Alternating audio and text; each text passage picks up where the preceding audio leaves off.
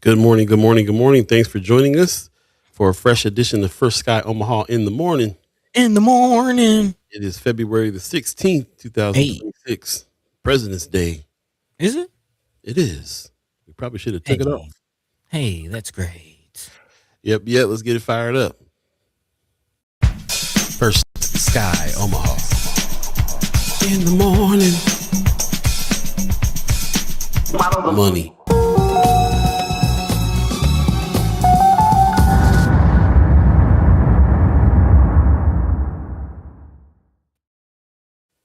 Once again, good morning, good morning. I did catch that. Hey, that's great. Yes. Fresh edition of First Guy Omaha in the morning is happening In the today. morning. And guess what? We probably should have took it off. It is a holiday right now. I ain't even realize. Yeah. Yeah. But it has been all over everybody's feeds, and that's what reminded me. It's just pretty much where I get my news these days. So that's what it is. The feeds. The feeds. But yes, it is the 16th of February, and some people are taking off today because it is President's Day. You know us, we don't be keeping up with the holidays too much, but it is what it is. So Yeah, definitely for no presidents. What they do for me? what's the matter? You don't like the presidents? He said, "What Hey, they do that's for me? great. What have you done for me lately?" Like James. Hey, tell me, please. Pops gives us a good Monday morning and mad love from Las Vegas. Appreciate you, Pops. Hey, Also, happy marvelous Monday from Leia. What's going on? marvelous. Marvelous. Michelle Moreno gives us a good morning. Good morning to you. Marlon Harrison, man about town again. I saw pictures of you out and about. He says, Hey, good morning, First Guy family, and happy motivational Monday. I like it. okay. Look like a blacktastic weekend for you in the Omaha Club. Yes, sir. We'll be talking about it. Also, RG in the chat. Morning, y'all. What's happening, RG? What's going on? You at the gym? What you Hey, getting into this morning? pumping that iron. It's about to be 80 degrees tomorrow. Really? Thank you for that information. I very much appreciate it. Very Man, much appreciate it. okay. Been a little nicer out there, huh? Yeah. What's the weather like out there, bro? What's It's going been on? a little on the cool side. You know, we hovering around the 50s, still Mm. jacket hoodie weather. Yeah, I would take an 80-degree day, man. But knowing Omaha, it's gonna snow this weekend. Yeah, that's the Yeah. thing. Yeah. Can't get too happy about what's happening. That's Hey, really real. highs Uh, and lows. we're going to be talking about stuff that's been going on. Of course, the big news too is the OEAs happened last night. Shout out Hey, to a lot of the people that won. Name a few: Jay Crumb won something. Craig Rangucci, Camille Mator Morton, and Just Black, just to name a few of the winners from hey, last night. Yeah, so it went down. Let us know if you went to the OEAA awards last night and how was it. I saw some chat chimers and some folks out there. squad. So yeah, squad in the house. Yeah, let us know about that. And of course, there was some other things that went down too that we'll definitely talk about as well. Who's sneaking in here? You said projected high on 77 tomorrow. Man, I will take it. I will take that projected high of 77. Need some good weather, need some sun, need some warmth. Man, I will take it. get outside, get you some fresh air. How you doing, man? I'm doing all right. Could use a few more winks, of course, but Man, yeah. we tied, boss. We tied. Yeah, when I got it this morning, I was like, "Oh, it's President's Day." I was like, "Man, we could have took it off." Man, yeah, I completely missed that one. Yeah, but we rarely take off stuff like this because Yeah, definitely got stuff to talk about, and especially today, we got a special Senator Cypher happening today. Man, That's couldn't the miss this news. one. Couldn't miss this one. Couldn't miss this one. We're going to be talking to Senator Machaela Cavanaugh. She's going to come on and for a special Senator Cypher this Monday. Hey, Yeah, it's going down right now. So we're looking forward to speaking with her today, and stay tuned for that. Get your questions ready, all the good stuff. She'd be in the news all the time, but she's man, also in the legislature. What else can we talk about that besides part. what's happening in the legislature is kind of I would like to know from some of our friends and allies in the unicameral. So yeah, let's figure it out. Kimmer Snipes gives us a good morning sunshine. I'm glad you're up early as well. Thank you Hey, for joining us this morning. And again, we're just trying to roll up into it, man. We both are on very, very little to no sleep, man, but it is a Monday, and we like to get together and discuss what's going on with you guys and set some intention for the week and all that, and also celebrate what went down over the weekend. Lots of stuff that went down over the weekend. Of course, we just spoke about OEAAs and those things too. But Native Omaha Club did the Black Power Day yesterday. That's when I saw Marlon Harrison kind of man about town. He go to his page and see some of the photos that he posted. Looked like it was a funky good time out there. That's what DJ yeah. Soul and those guys were out there DJing, right? Look at that plate. Yeah. Marlon. Look at that plate and 11 more pictures next to it. Probably all plates. That's what's up. Marlon Harrison, man, we have to make you the food critic around here, bro. Hey. Let us know about who's got the good plates around town. What's going down. Man, where the barbecue? Where the wings and stuff? So let us know how this was. It was fun if you made that. Definitely want to hear about that. And, of course, we already talked about OEAs and everybody that showed up there. A couple things that we want to jump into real quick as far as community updates are concerned. I'm kind of late getting things on, but I did want to mention that our partners over there at Film Streams is going to be showing Dry Longzo. This is coming up February 19th, so 3 days. Definitely go check this out. We already did the giveaways, but you can still make it, get you a ticket, and go check out Dry Longzo. It's one of the films directed by Colleen Smith. There's a series of films that's going on right now during Black History Month over at Film Streams that are directed by women. And I definitely highly suggest you go check this out. Support when they do these types of things for real. Because first of all, when else are you going to see this? You can't see this on Netflix. Cannot see this on Netflix. So definitely go check this out February 19th at the Ruth Sokoloff Theater. That's the Film Streams Theater that's over there by the Slowdown, happening on February 19th at 6:30. So, go to their website, get you some tickets, or you can just walk up and get tickets as well. And definitely check that out.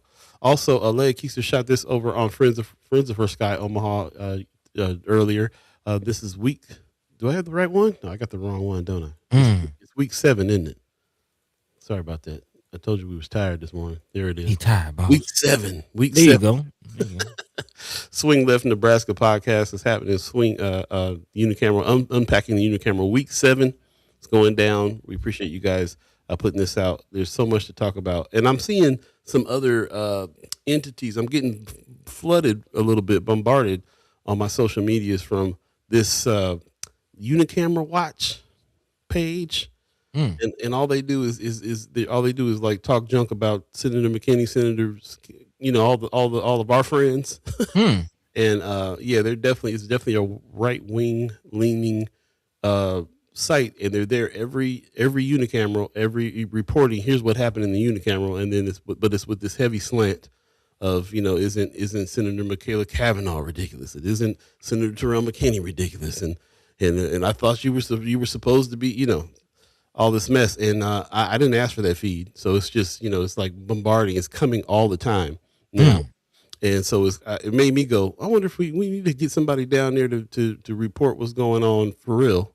And not just somebody sitting there with their opinions, reporting on what's happening, because it's a useful service to be able to see what's going on down at the Unicamera and get some kind of commentary about what's happening and some understanding. Now, luckily, we have Senator Cyphers that clear things up for us, but context, for the general public that are on social medias, you get bombarded with this mess. So, shout out to anybody who's trying to really clear things up. So that's why we're down with Leia Keister and what's going on with Swing Left Nebraska's podcast as well. It is election season, so that is something that everybody's kind of paying attention to, and the local politics and what's happening, who's in them seats, who's creating those laws that affect your life. Man. There's more at stake than that this election, but yeah. There you go. In the chat real quick, Pop says some male legislator allegedly made an overtly sexual comment to her, the senator. This was someone who made a comment to Megan Hunt. Yeah. Say again? Is that the Megan Hunt story he's referring to? There's another one that's happened because remember this happened to Senator Cavanaugh as well earlier. That happened to her and Megan Hunt, another ally there as well. So yeah, I'm having a hard time keeping up with the creeps in the legislature. I'm sorry. And the inappropriate comments. Yeah, and the groping. I'm sorry. Yeah, hot mess. Marlon is talking about the Black Power event. He said the event was cool. My only complaint is that they only had one food truck, and some of us waited 10, 15 minutes in line for food. What? Listen. Don't don't make mama wait in line for no plates. Look at RG chiming up. He said, "Yeah, man, that plate look heavy." Yeah. Mm-hmm. Let me see. He had to wait almost 20 minutes for it. Of course, he doubled up. Let me get a little extra. By the time I get Extra up mac. there, I'm gonna need 2 plates. If it's gonna take this long. Man, I ain't coming back. Look, lower left, lower right corner down there. Look at that plate. Look at that plate. Extra mac. I need a couple more of them glizzies on that. Throw a couple more glizzies on that plate there, because you took too long. Oh my God. 7:10 right now. If you believe in the concept of time, we appreciate you joining us early this morning. Do us a favor and share the show. If you're on Facebook, you can share that on your page very easily. And if you're on YouTube, do us a favor and go ahead and share the link so we can get as many people in the conversation as we can. If y'all happen to be up, I know a lot of people are sleeping in this morning because it is President's Day. So that's what's up. Take your 3-day weekend. I ain't mad at you at all. Yeah, hey, yeah, I completely missed that one. Yeah. But for those who tuned in, thank you. What you doing? You working? What you got going on? Or you just up? Let us know. Appreciate that very much. I see Anthony Rogers Wright is up in the morning already, getting into it. The disgusting comments overshadow the disgusting legislation about censoring critique of a genocidal Zionist ethno-state that should never have made it out of committee. Okay. Interesting viewpoint. We will definitely dig in on some things. By the way, saw you on the news too. Saw you in the news talking about the EPA stuff. We'll definitely be talking about that a little later on in the show. For sure. Wanda Lewis in the chat giving us a good morning. Good morning to you. Hey. Wanda Lewis. Appreciate you joining us.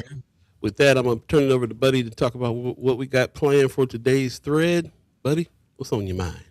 Yeah. Kind of looking back over the weekend and looking forward throughout the week. First of all, just kind of wondered it. Also, over the weekend, it was Valentine's Day. Did anybody, do anything for love? Any lovers out there? What'd you do? Yeah, exactly.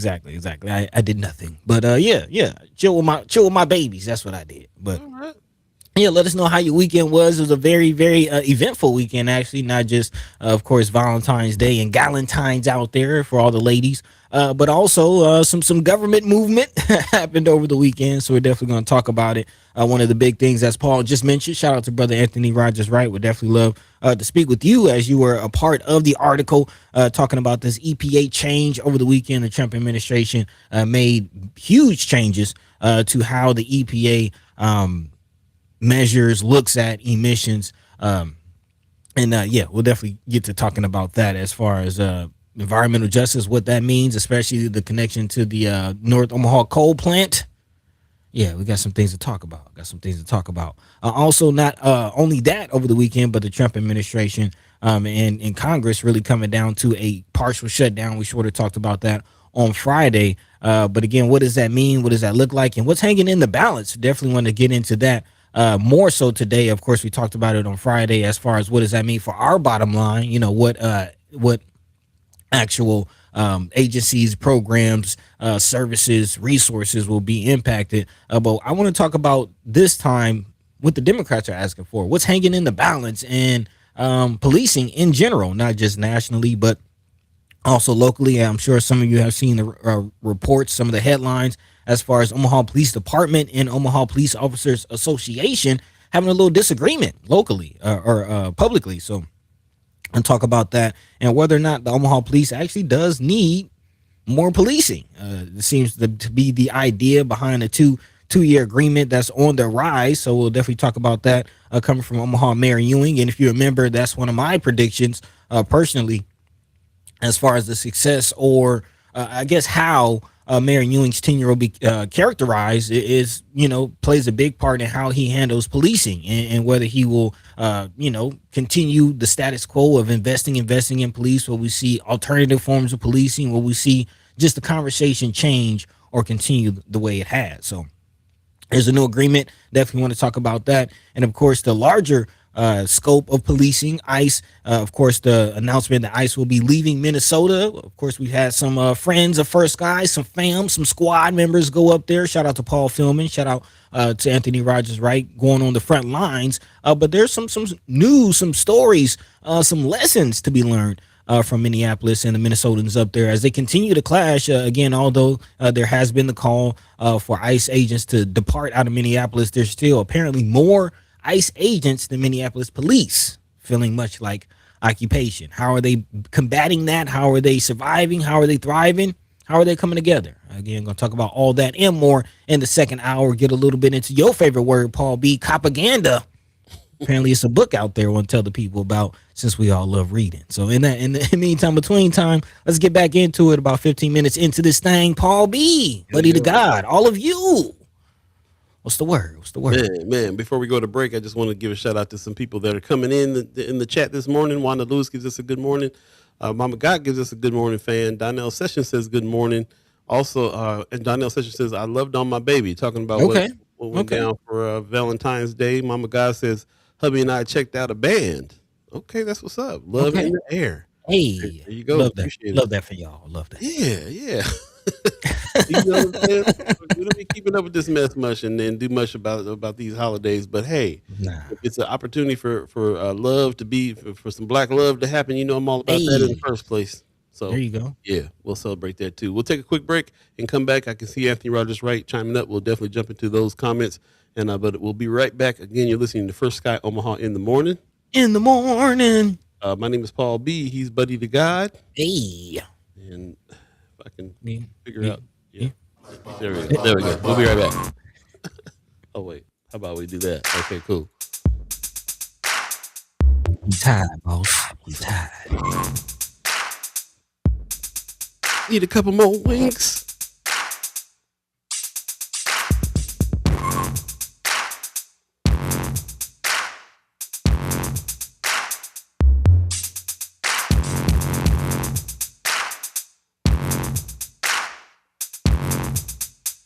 Black.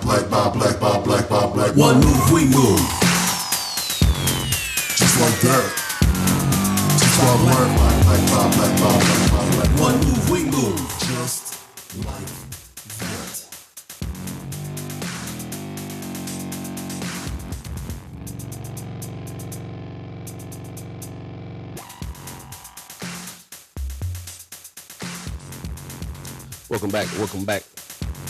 Welcome back. First Sky Omaha in the morning.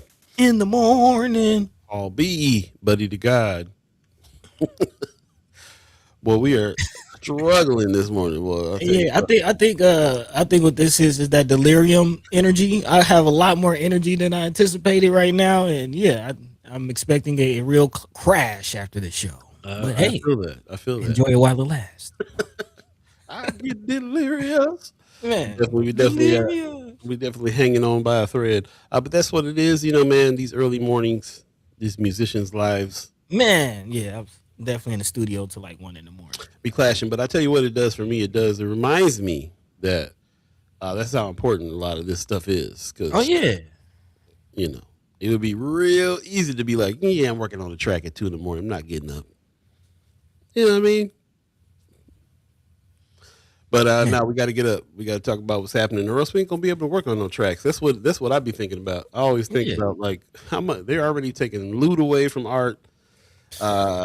We got and just the cognitive load and weight of like you can't even hardly go outside without being nervous about going outside. Yeah. I mean, for me, it's artistic resistance. I'm up in the studio till 1 o'clock trying to make a record like Liberation. You know what I mean? Man, you know what I mean? That's why I need to shift gears. That's what I need to do. Artistic resistance, man. Make some liberation music instead of all the rump shanking stuff I'm making right now. I do like the funk. 7:19 right now. If you believe in the concept of time, we'll definitely talk about what's happening here coming up. Again, if you're just joining us, it's a special Senator Cypher. Today we'll be speaking with Senator Machaela Cavanaugh in a few. But before we get to that, let's go ahead and jump into some of the stories. Buddy, what's first on the agenda? Yeah, man. Speaking of the funk, can you smell it in the air? Can you smell it? If not, you just wait. You just might, especially with these new changes to how the EPA is looking at emissions. Yeah. Hey, speaking of funk, guard your air. That's all I'm gonna say, man, because it's not looking good. We've been paying attention to what's been going on. I'll just start in our own backyard with the coal plant in North Omaha. We've been talking about seeing some pressure from the state level. It seems like there's an agenda being pushed. Of course, there we've seen the lawsuit go through. Now we're seeing some bills being proposed to make it harder for the board at the Omaha Power District to actually change or make changes that the community have been asking for, and now for decades. And now the state has some help from the federal government in the form of these EPA changes. Again, this happened right over the weekend from the Trump administration, who says in its announcement actually on Thursday that this change will quote unquote save American taxpayers over over $1.3 trillion. Creighton University economics professor Ernie Gross said that there could be short-term economic growth, but it's unclear what the long-term impacts of this move are. And I think we can kind of assume what this will be as far as emissions regulations being eroded. Basically, he says some politicians support deregulation and others want more rules around emissions. Gawd said, I would say the answer is somewhere in between, but if we had to take one or the other, I would take President Trump's approach, according to Gawd.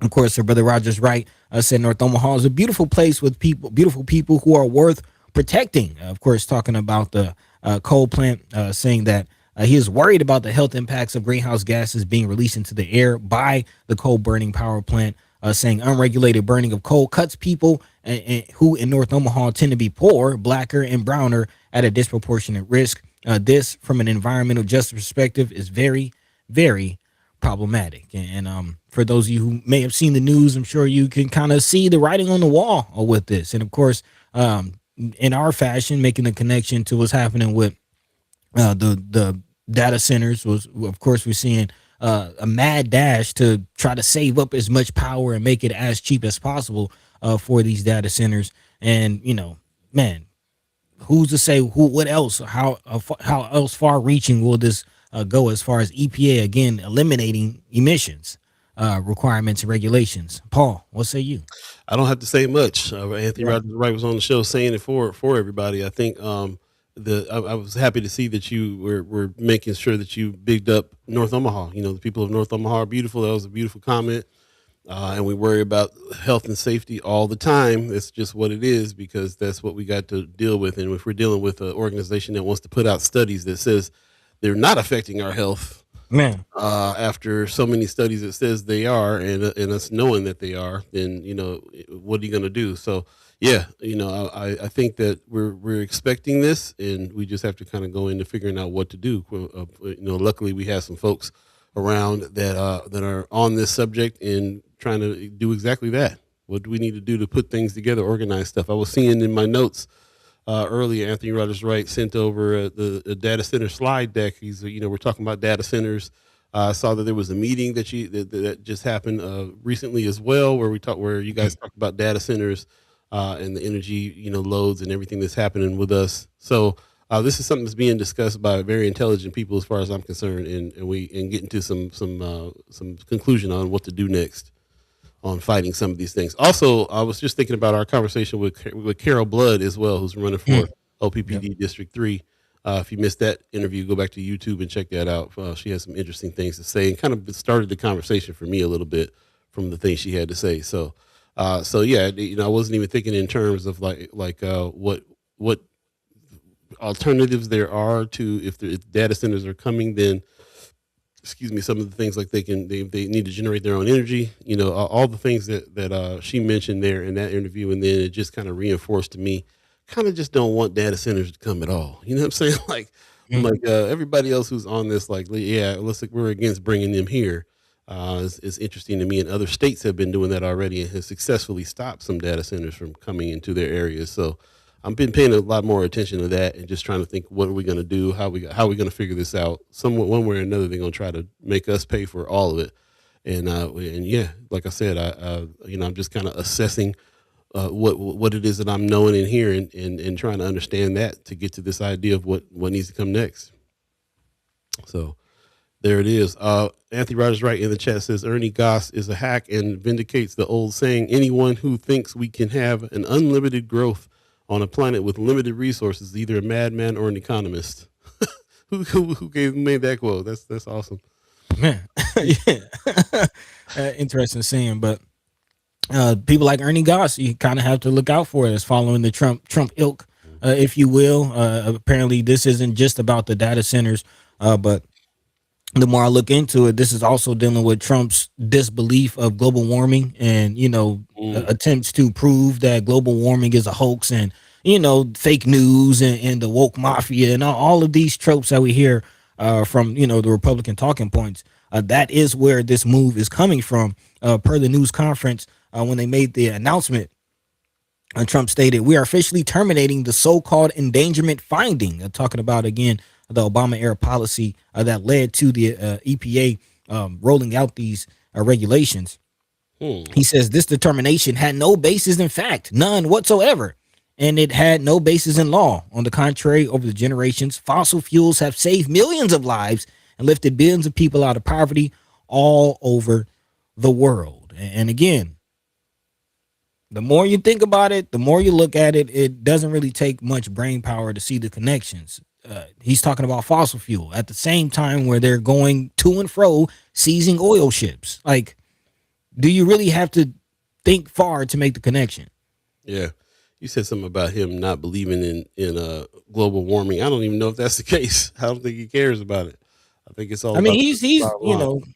he's tried to debunk it before in the past, and taking America out of the Iran nuclear agreements and Paris agreements and all of this. I mean, it's the same. I think it's money moves though. I don't think Oh yeah, there's nothing to do with ideology at all. Like definitely. which I makes it worse definitely to me. The reason why I'm bringing it up because if you believe in global warming, you think it is global warming happening, but you keep on going the route that you go for money, then it makes it worse. Which is I just think is just a interesting point to that. Anthony Rogers Wright says, "Oh, and here is some breaking news: Meta and Google are in Omaha now, soliciting data center supporters.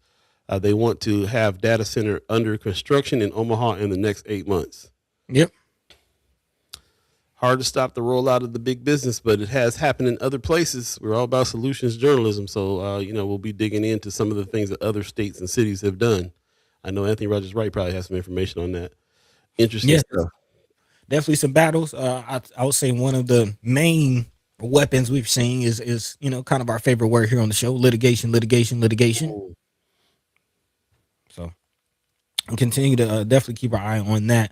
And follow the money with this situation. We haven't really talked about the decline of the U.S. dollar and what that means and what that looks like. But the fact that it's a petrodollar and this mad dash to keep fossil fuels alive, we're gonna have to talk about it because yeah. again, many nations are dumping their American T-bonds, which means the value of the American dollar in general is leaving. So at some point, we are going to have a conversation about crypto. We are going to have a conversation about looking at gold or other forms of currency. And if you pay attention, it's all happening right now. So that's the bottom of the rabbit hole for this whole oil and energy conversation. But yeah, we'll continue to follow the money this season. That's right. Paul and Buddy, come out of these brokers. Pork bellies. But moving along, man, other news, because again, that wasn't the only major move coming out of DC over the weekend. Of course, the U.S. partial shutdown plays a big part in what happens moving forward, especially a call to action for us, the people, to call your elected officials, your senators, of course, Pete Ricketts and Deb Fischer for Nebraska, to try to negate what's going on with the SAVE Act and also try to talk some sense into what's going on with this debate for the budget. Again, the funding lapse right now for Homeland Security is what's causing the partial shutdown, requiring most employees to continue working without pay while others are furloughed, and some who are even furloughed might not see pay ever. But of course, what's hanging in the balance, something I want to talk about and really juxtapose that to what we're seeing here locally with the Omaha police. But this conversation from Democrats, is this even enough for what they're pushing for? Again, what's hanging in the balance of these Homeland Security ICE debates, funding debates, is Democrats' push for a limited federal immigration enforcement in exchange for supporting of the funding bill. Some of that limited enforcement includes requiring to remove masks Also to wear body cameras. So they want more body cameras. Also to obtain judicial warrants before entering property. Democrats are also looking to prohibit detaining individuals without first confirming whether or not they are U.S. citizens, and to end searches based on race, language, accent, or occupation. However, this is a more mild stance than we've seen from some other Democrats who are calling for the abolishment of ICE altogether. And again, effectively, here we are again with the defund the police kind of conversation. But we'll get into what's happening here in Omaha here soon with a new 2-year agreement on the rise. But what say you, Paul, about what's been said? Yeah, I feel like Kendrick. It's not enough. Oh, I like that. I like that. It's not enough. And to expend all the energy on something that's not enough, and then to cave as they have in the past, it's not. It don't feel good, and it's not slowing down. We kind of are got our finger on all the alternative news and mainstream news really Really? about what's going on and about how where ICE is leaving, where ICE is going, and yeah, those things are the demands I feel like are good. If ICE are going places, then yeah, they probably ought to not wear masks, wear more body cams, so on and so forth. Not that that's really stopped anything. Um, I think there's still. I think the Democrats that are on that are still playing by these rules of if you have all this evidence of this wrongdoing, then you'll be prosecuted. When all this time we've been seeing that's not the case. You can have a body cam on if you want to. What's that? Is it how many cases you can count on one hand? How many cases that has led to any kind of convictions for any kind of wrongdoing from any kind of law enforcement? So it's not enough. Also, I'm thinking about what Anthony Rogers Wright is talking about here in Minnesota. He says ICE is not leaving Minnesota. Holman announced today that there will be a permanent ICE force remaining in the city, and they will now focus on other sanctuary cities. To supplement some of that, some of the alternative news that I've been checking out in Minneapolis, especially, has been talking about their tactics and how they have been dressing like citizens, driving around in cars with liberal stickers on them. Infiltrating places. They've been quiet. They finally learned how to assimilate into being like a Minnesotan. You know what I'm saying? And Really? yeah, they've just been quiet things down. But the arrests and stuff like that are just as heavy as they've always been. And that's the tactics. They got too loud. People were against them shooting 2 American citizens, and their strategy was to take out the loud guy, bring in some quiet, and keep moving. Like you said earlier in the broadcast, there's still a bigger presence of ICE in Minnesota than there are cops in Minneapolis. Right.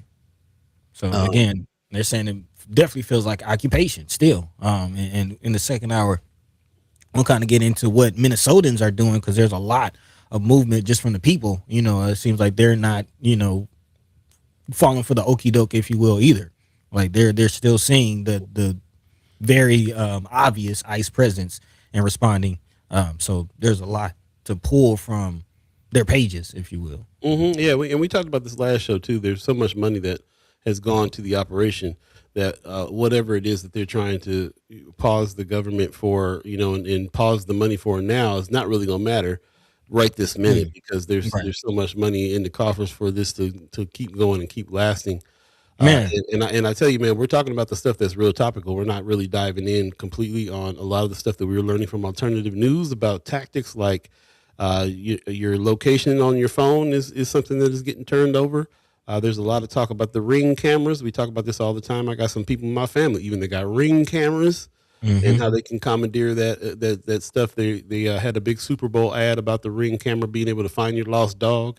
And they got so much backlash that one of the companies backed out of the contract with law enforcement because of it. Because everybody was like, "Yeah, no, we know that you ain't looking for no dogs. You're looking for undocumented people and stuff like that." So, so get off of our Ring cams doing that. So, I mean, there's a lot really to dive into when it comes to not just the topical news about their presence still being in the area and so on, but like what tactics they're starting to use now and all of that. That's all really relevant. I mean, the police state is in full effect. The surveillance is in full effect, which is, I'm glad you kind of brought that around, because that's why I brought up what's hanging in the balance as far as the Democrats and the push for body cameras specifically.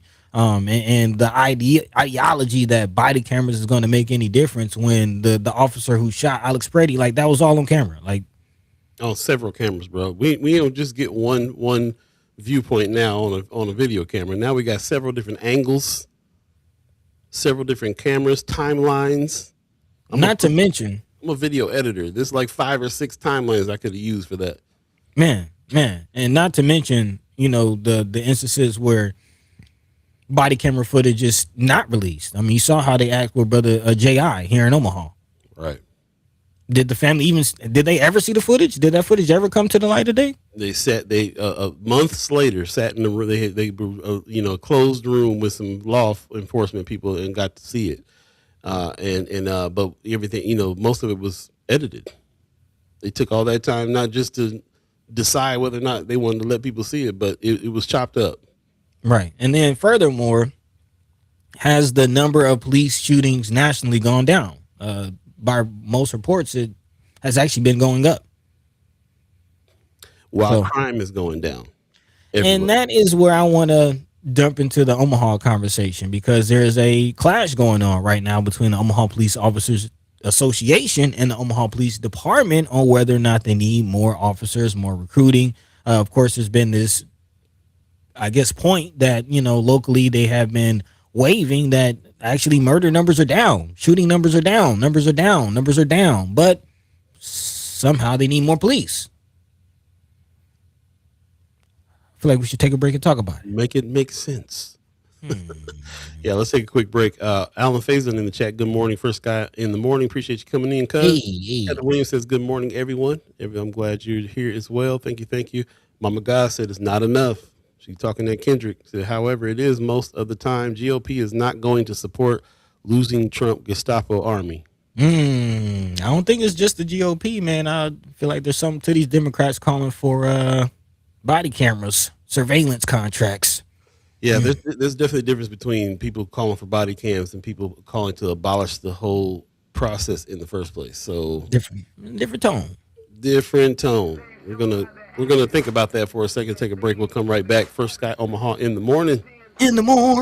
All Beeee, buddy to God. Hey. Right back. We have to show them by our actions that we do not intend to play the role that the Jews play.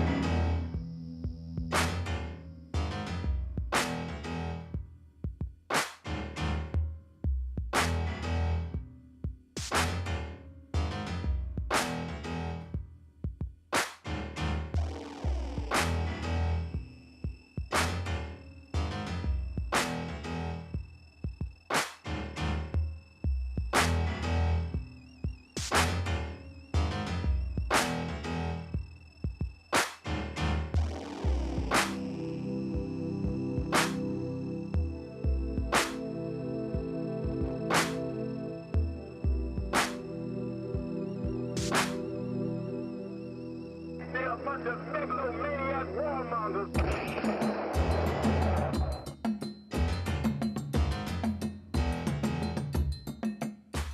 Welcome back. First Sky Omaha in the morning.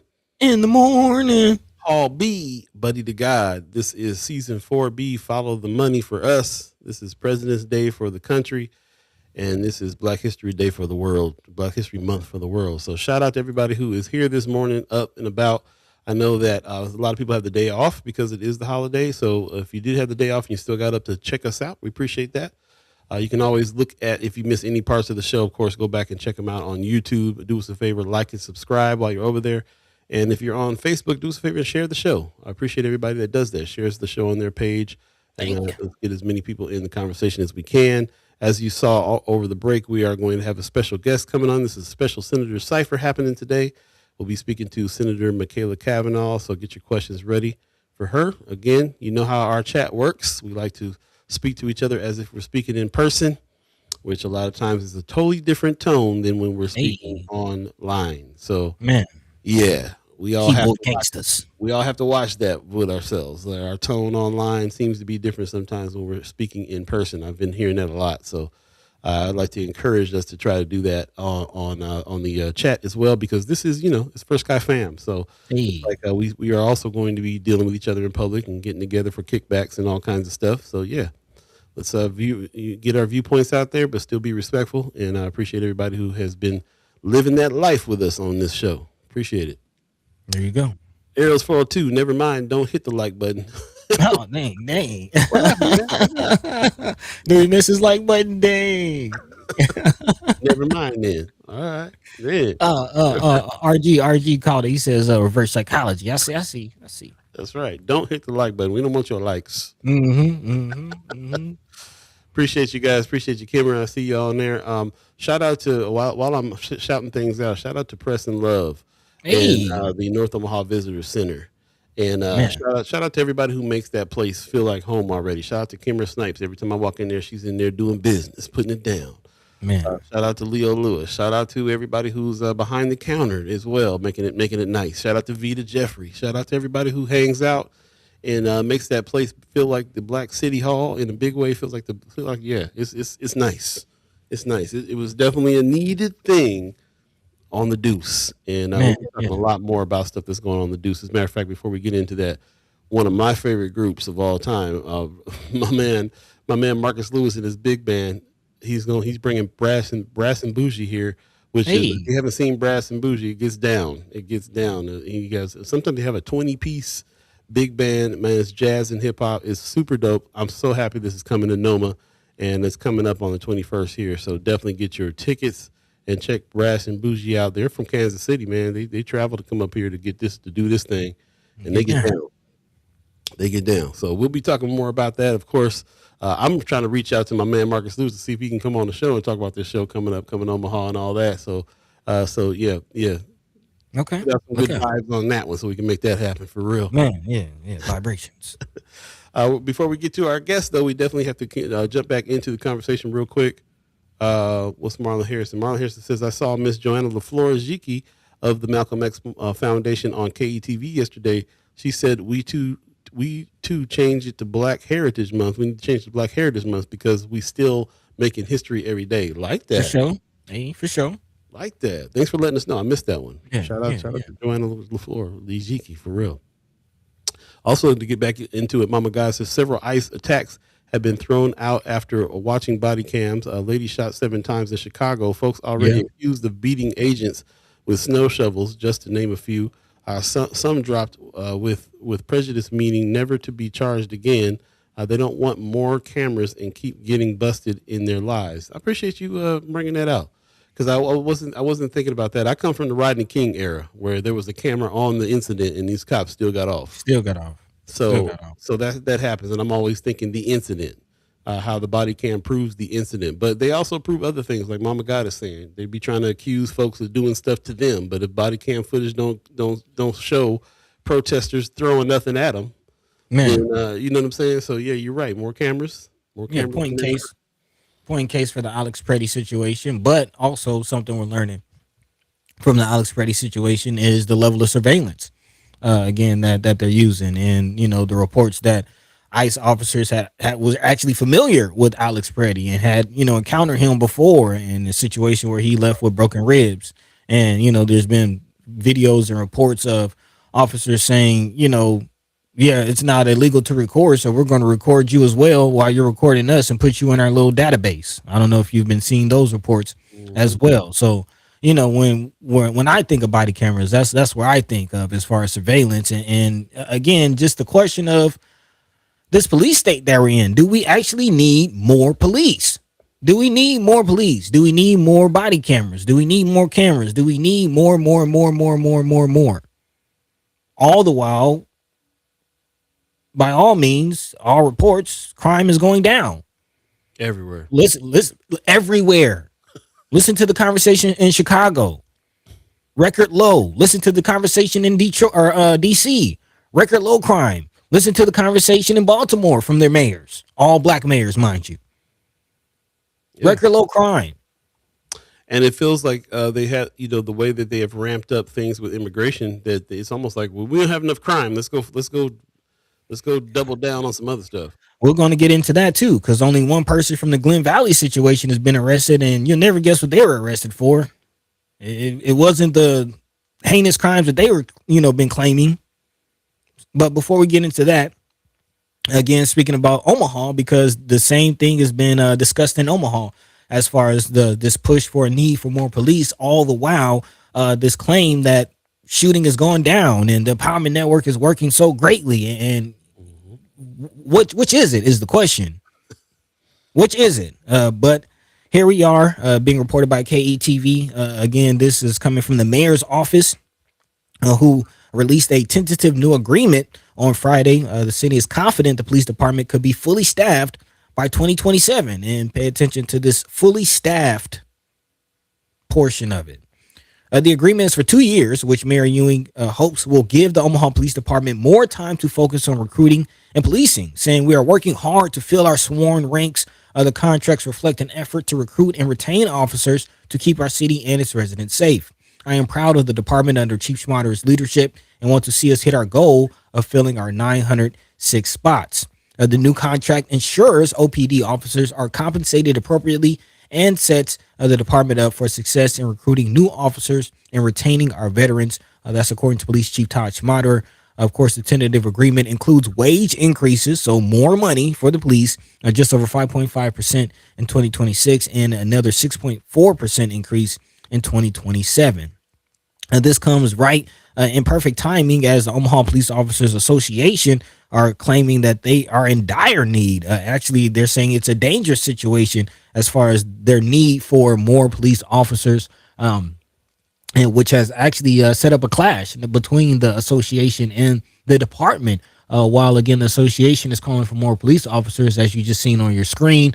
Scott Gray, who's the executive deputy police chief with the Omaha Police Department, pushed back against the assertion for the need for more officers, saying that they have a plan, saying that he said the police department is currently in a unique situation in which officers' shifts are changing. Meanwhile, he says the class of recruits won't be done training until April 4th. Another academy class of up to 37 recruits coming in, saying we already have a plan in place to make sure that there is adequate coverage, so there's not going to be a shortage. There's not going to be just one officer working a particular area. So again, the conversation is still ongoing. Of course, more money. We talked about the percentage to get in a dollar amount, what that 6.4 and 5.5% increase for Omaha Police actually looks like. The current starting salary for new Omaha Police officer is about 79,580. So again, that could go up to the tune of 80,000, possibly 90,000 by 2027 for a police officer. So again, more policing. What say you? I know, Paul, you had that very question when we interviewed our candidates for city council. Learned a lot. What do you Yeah. think? Well, I think RG is saying that right now, if crime is down across the board, what justification are they using for more police? It's a very good question. We happen to have on deck a lawmaker who I would like to learn more about what she thinks about this subject. And we'll go ahead and ask her. So, ladies and gentlemen, without further ado, Senator Machaela Cavanaugh has joined us this morning. Good morning. Good morning. Can you hear me okay? Loud and clear. Loud and clear coming through. Great. Good morning. Thanks for joining us. Good morning. Thanks for having me. I know you got the day Police. off. Yeah. I do. Well, I never really have a day off, but Right. I sort of have a day off. My kids also have the day off. So, Okay. Well, So you I don't have a day off. yeah, you don't have a day off, right? Right. Well, I yeah. appreciate you getting up anyway to join us today for this special edition of the Senator Cypher. We've been wanting to talk to you for a while, so I'm glad it worked out. But yeah, let's jump right in. I mean, we got plenty of things to talk about, of course, today. But since we're on the subject of the police situation here, where do you stand on that? Because we know, you as a lawmaker, as a senator, there's you got some skin in the game on how these things go. So let us know what your thoughts are. Yeah. Well, I mean, the theme of follow the money, let's talk about the money. Mhm. I think having well resourced, first responders is always a good thing.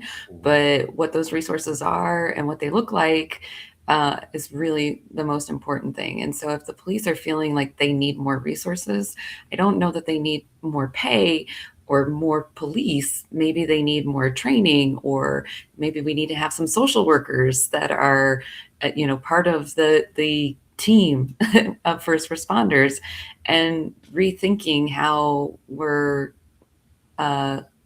approaching public safety, because Mhm. I don't know that public safety has to always be law enforcement.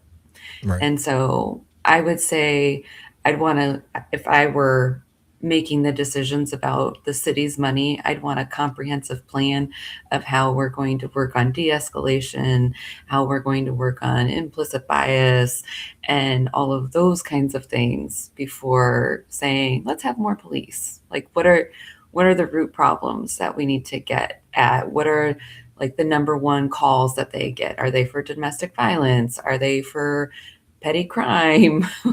All those different things.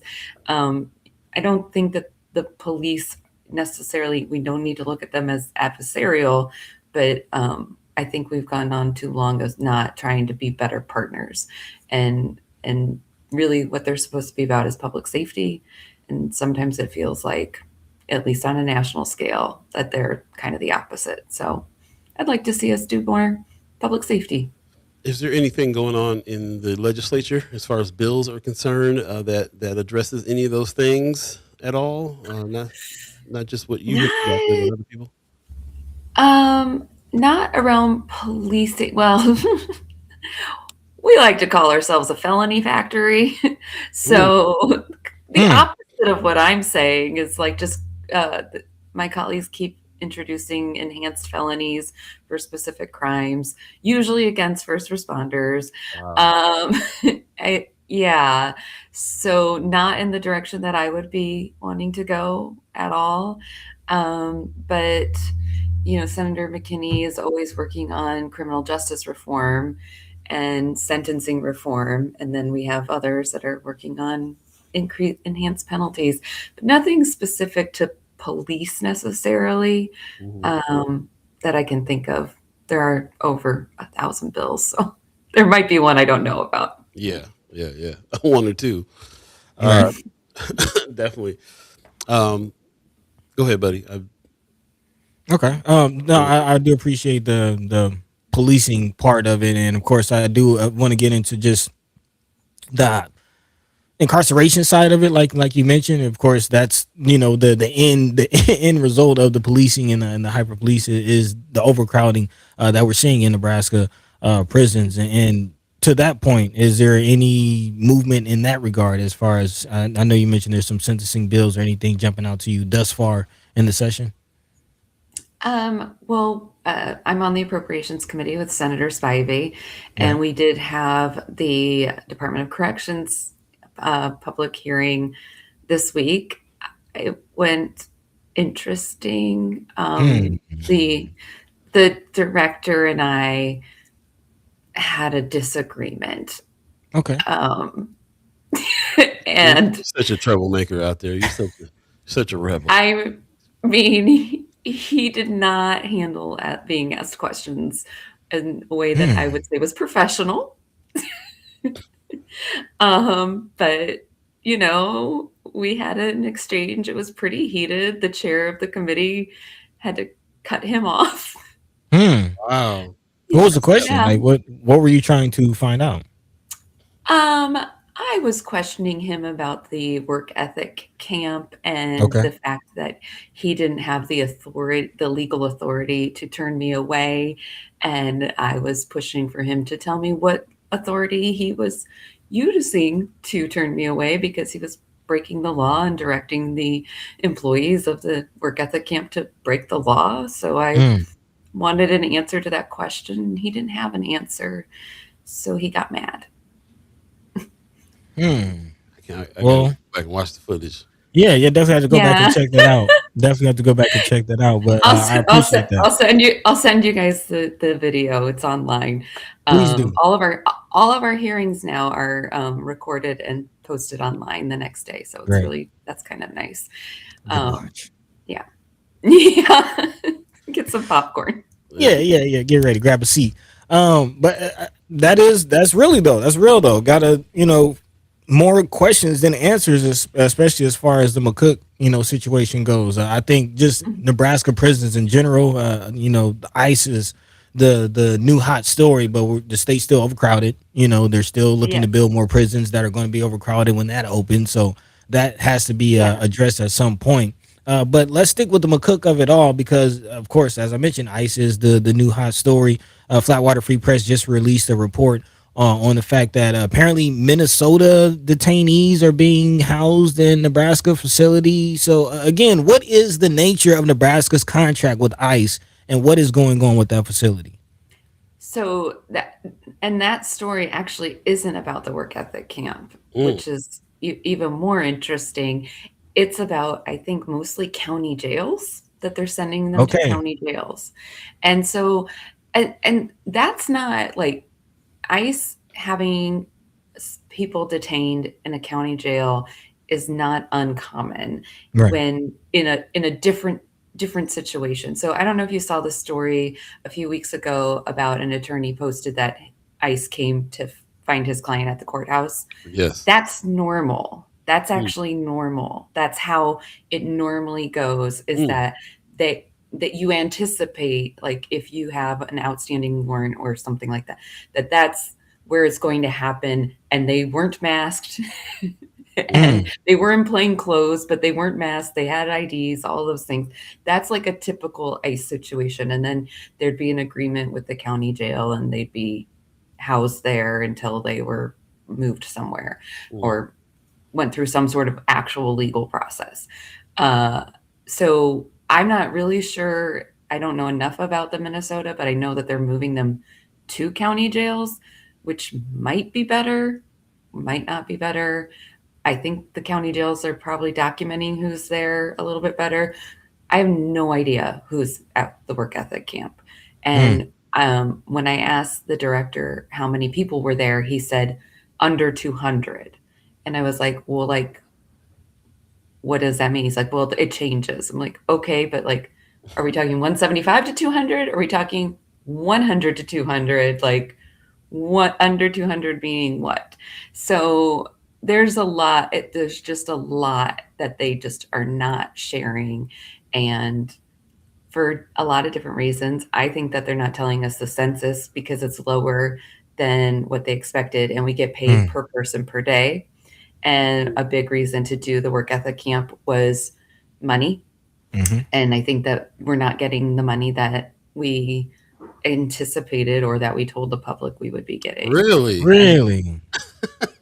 And that's the reason, we moved an entire population of people out of the work ethic camp and put them back into the penitentiary, That's wild. which this is like, we're on the path to community corrections and now we're just going way back.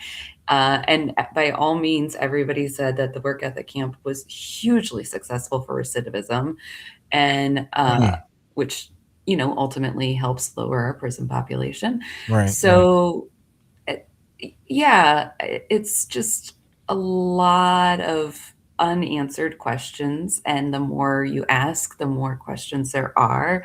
And they all seem to have to do with money. So it sounded like the answer is no, but I'm gonna ask anyway. Has there been any glimpse of the contract between the state and Homeland Security, even in a redacted form? Like any? Oh yeah, no, Okay. we have that. Yeah, it's redacted. It's weird things are redacted in it, like who signed the contract is redacted. Really? I mean, I can make assumptions about who signed what. Right. No, it's available. The part that isn't redacted, which I brought up to Director Jeffries, was that it says very clearly that nothing in this contract shall supersede state law. And the state law says that I'm allowed into that facility. So There you go. don't I'm have to be curious an about. attorney. Right. I'm curious about deliverables. Like, is there a quota? Is there a threshold that they have to keep, detainment for this agreement, or what is the actual agreement, I guess is the question. No, there's not. There's no like quota of how many people the feds have to send to us regularly. There's no quota like that. I'd have to think about other deliverables. I don't know that there's like. I think you're giving them a lot of grace by saying deliverables. Wow. Okay, just house them. Do you have a facility? Does it have beds? that's negotiable. Like, There you go. There you go. I will, Also, I will say that it is probably one of the better ICE detention centers in the country because it was the work ethic camp and it right. is a nice facility. I mean, nice for a, penal facility, right? Yeah, yeah. But definitely in comparison to some things we're hearing, like coming out of El Paso, some outbreaks and Yeah. things like that. When you draw that comparison, then yeah, it's better, but it's still prison. I mean, it's still prison, and I mean, it didn't have a fence before. Like when it was the work ethic camp, it didn't have a fence, so it really was like an open campus.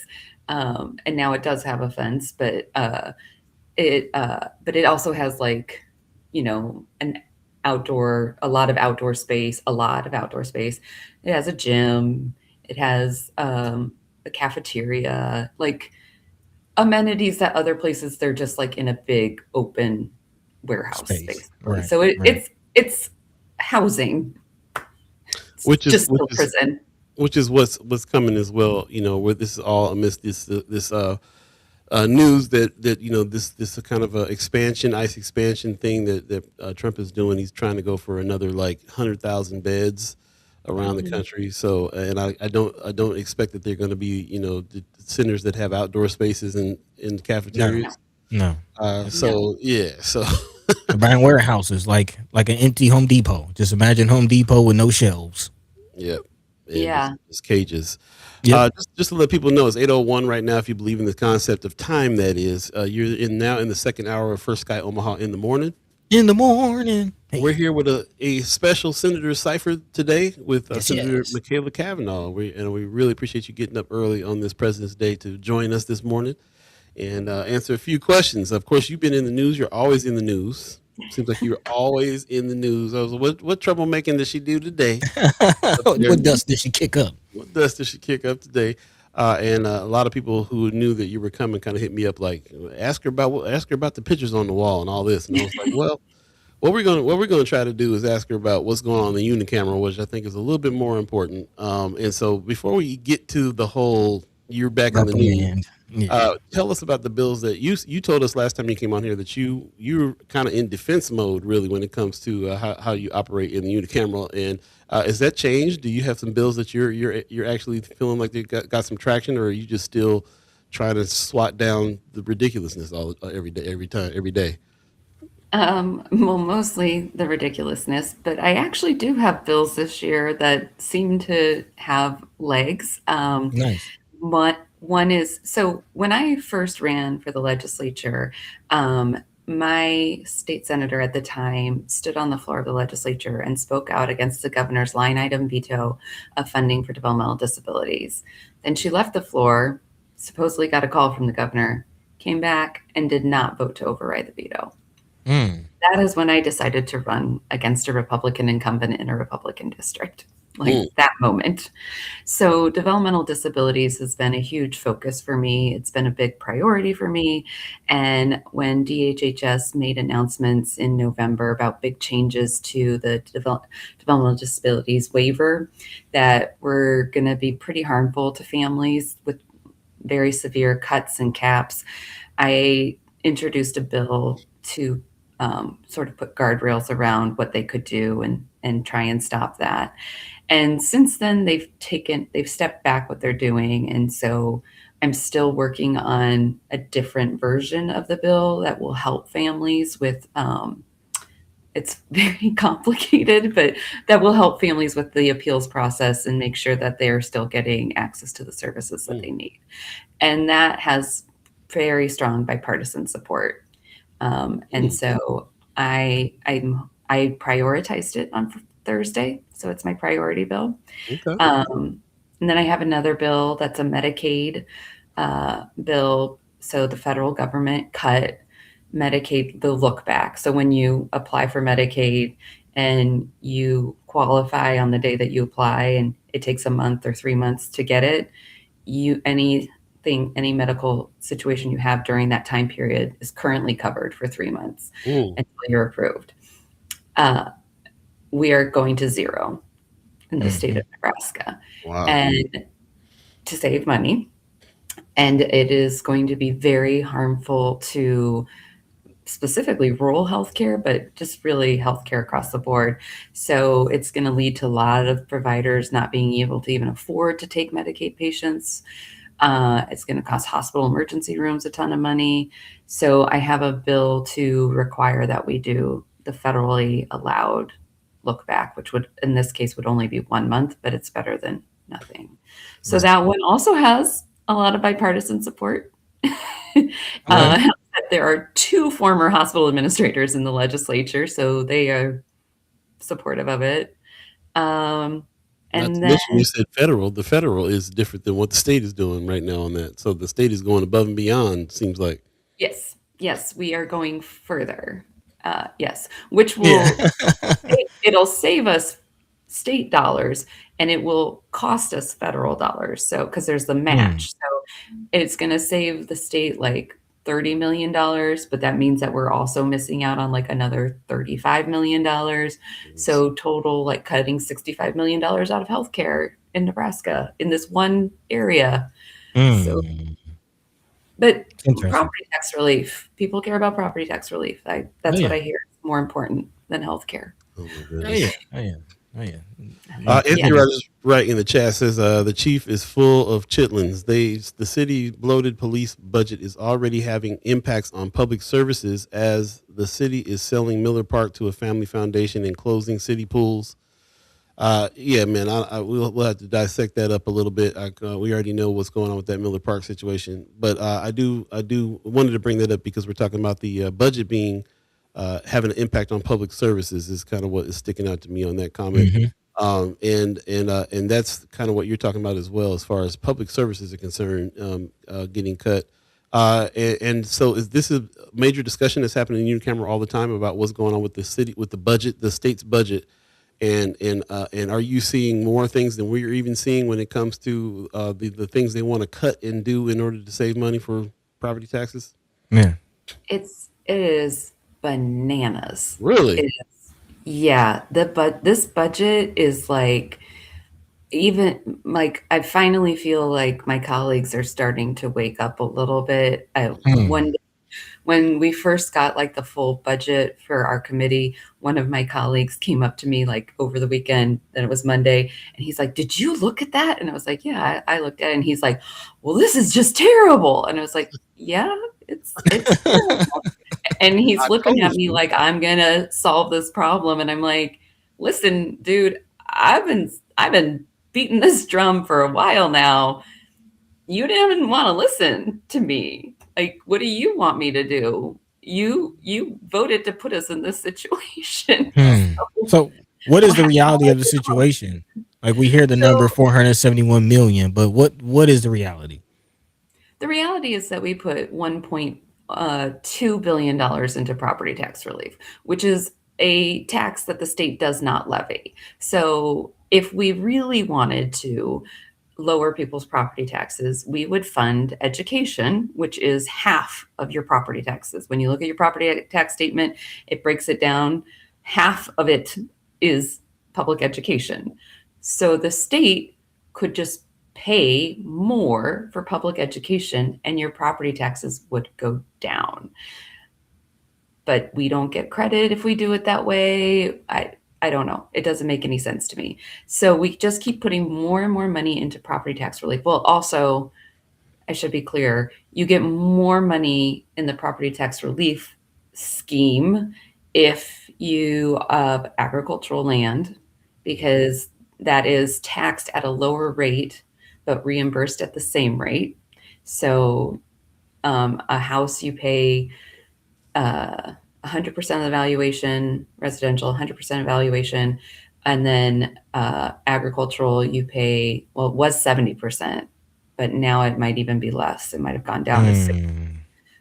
But then the reimbursement rate is the same.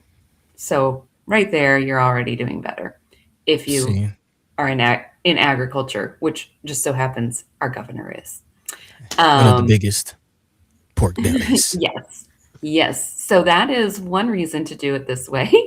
Um, and then, but in order to keep putting more money into the property tax relief fund, and to fund essential government services, the governor's office has looked at cash funds, lots and lots of cash funds. Apparently, the state has like 900 cash funds.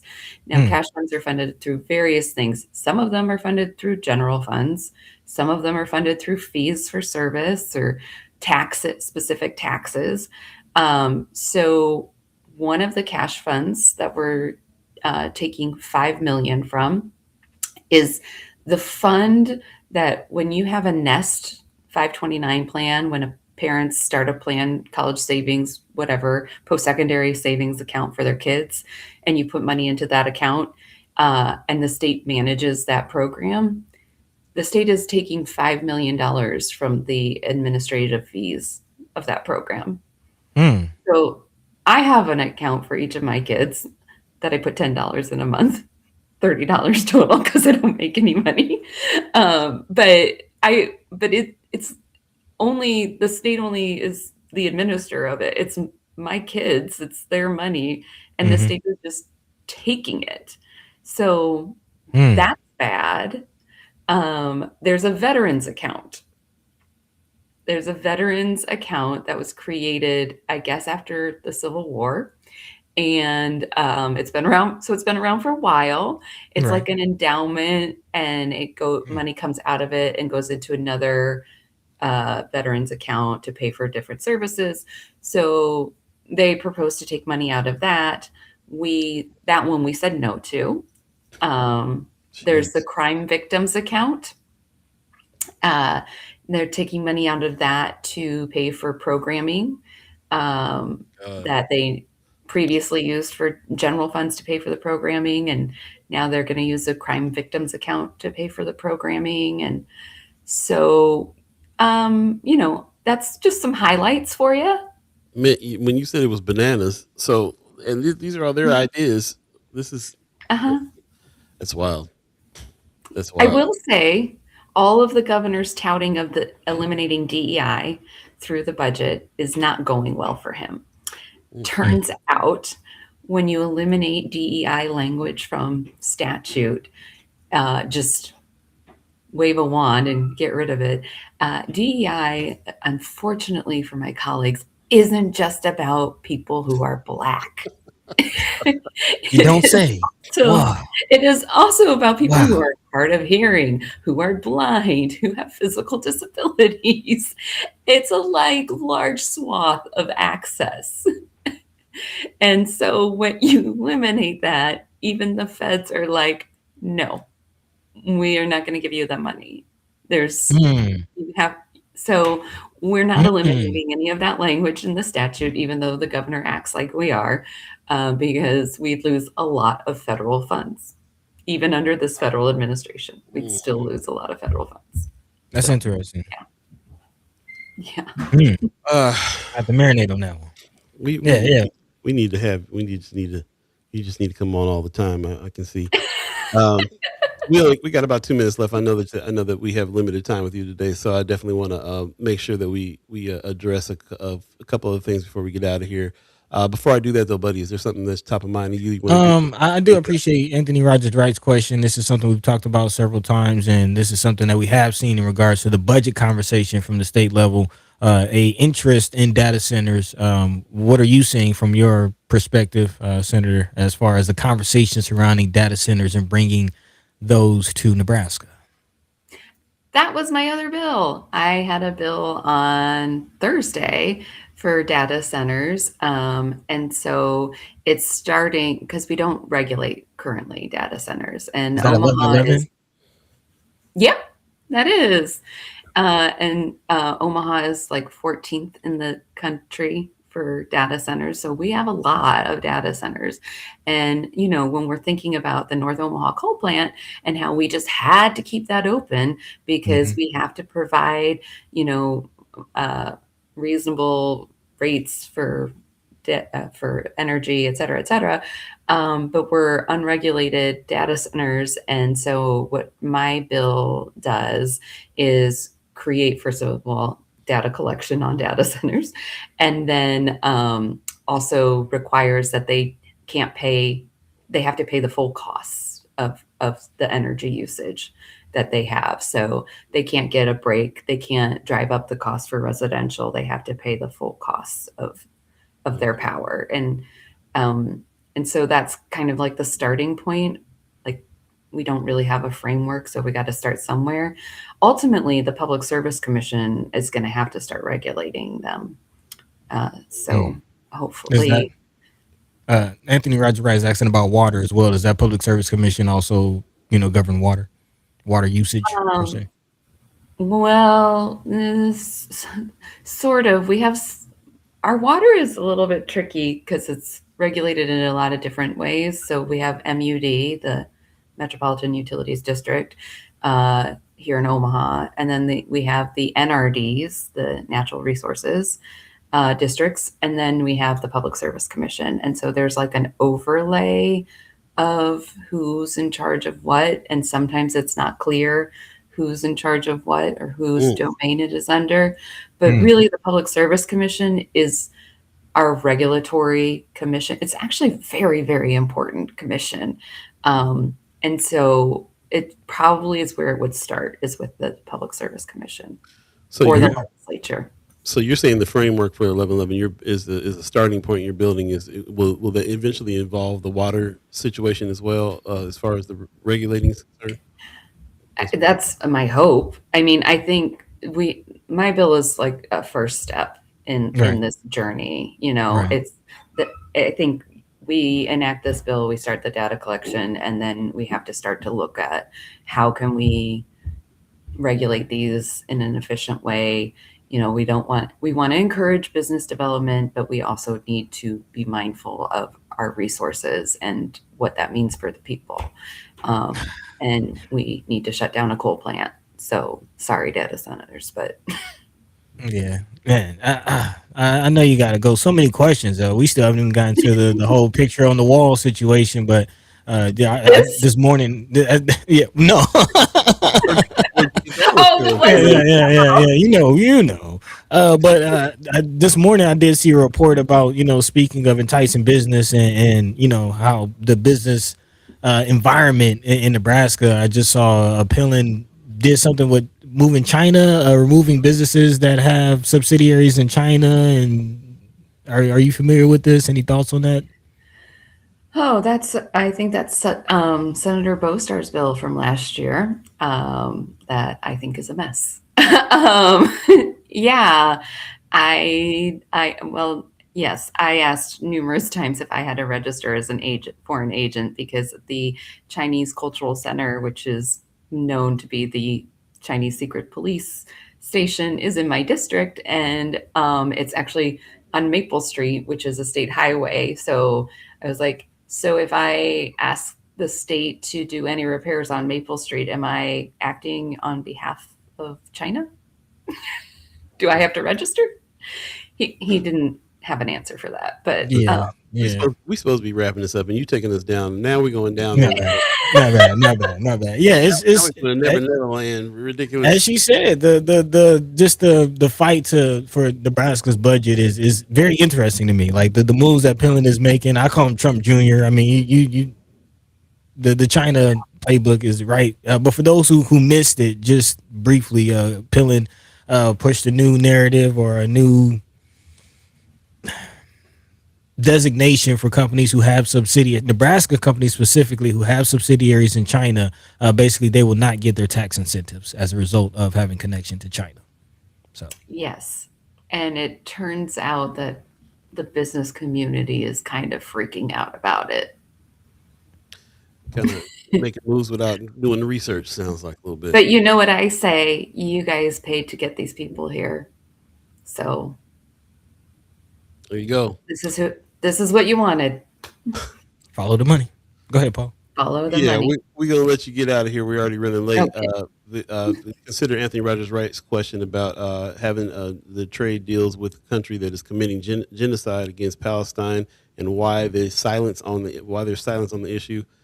I'm sure that's a pretty heavy answer, so we'll save that for when you come back. We appreciate it, ladies and gentlemen. Hide your artwork.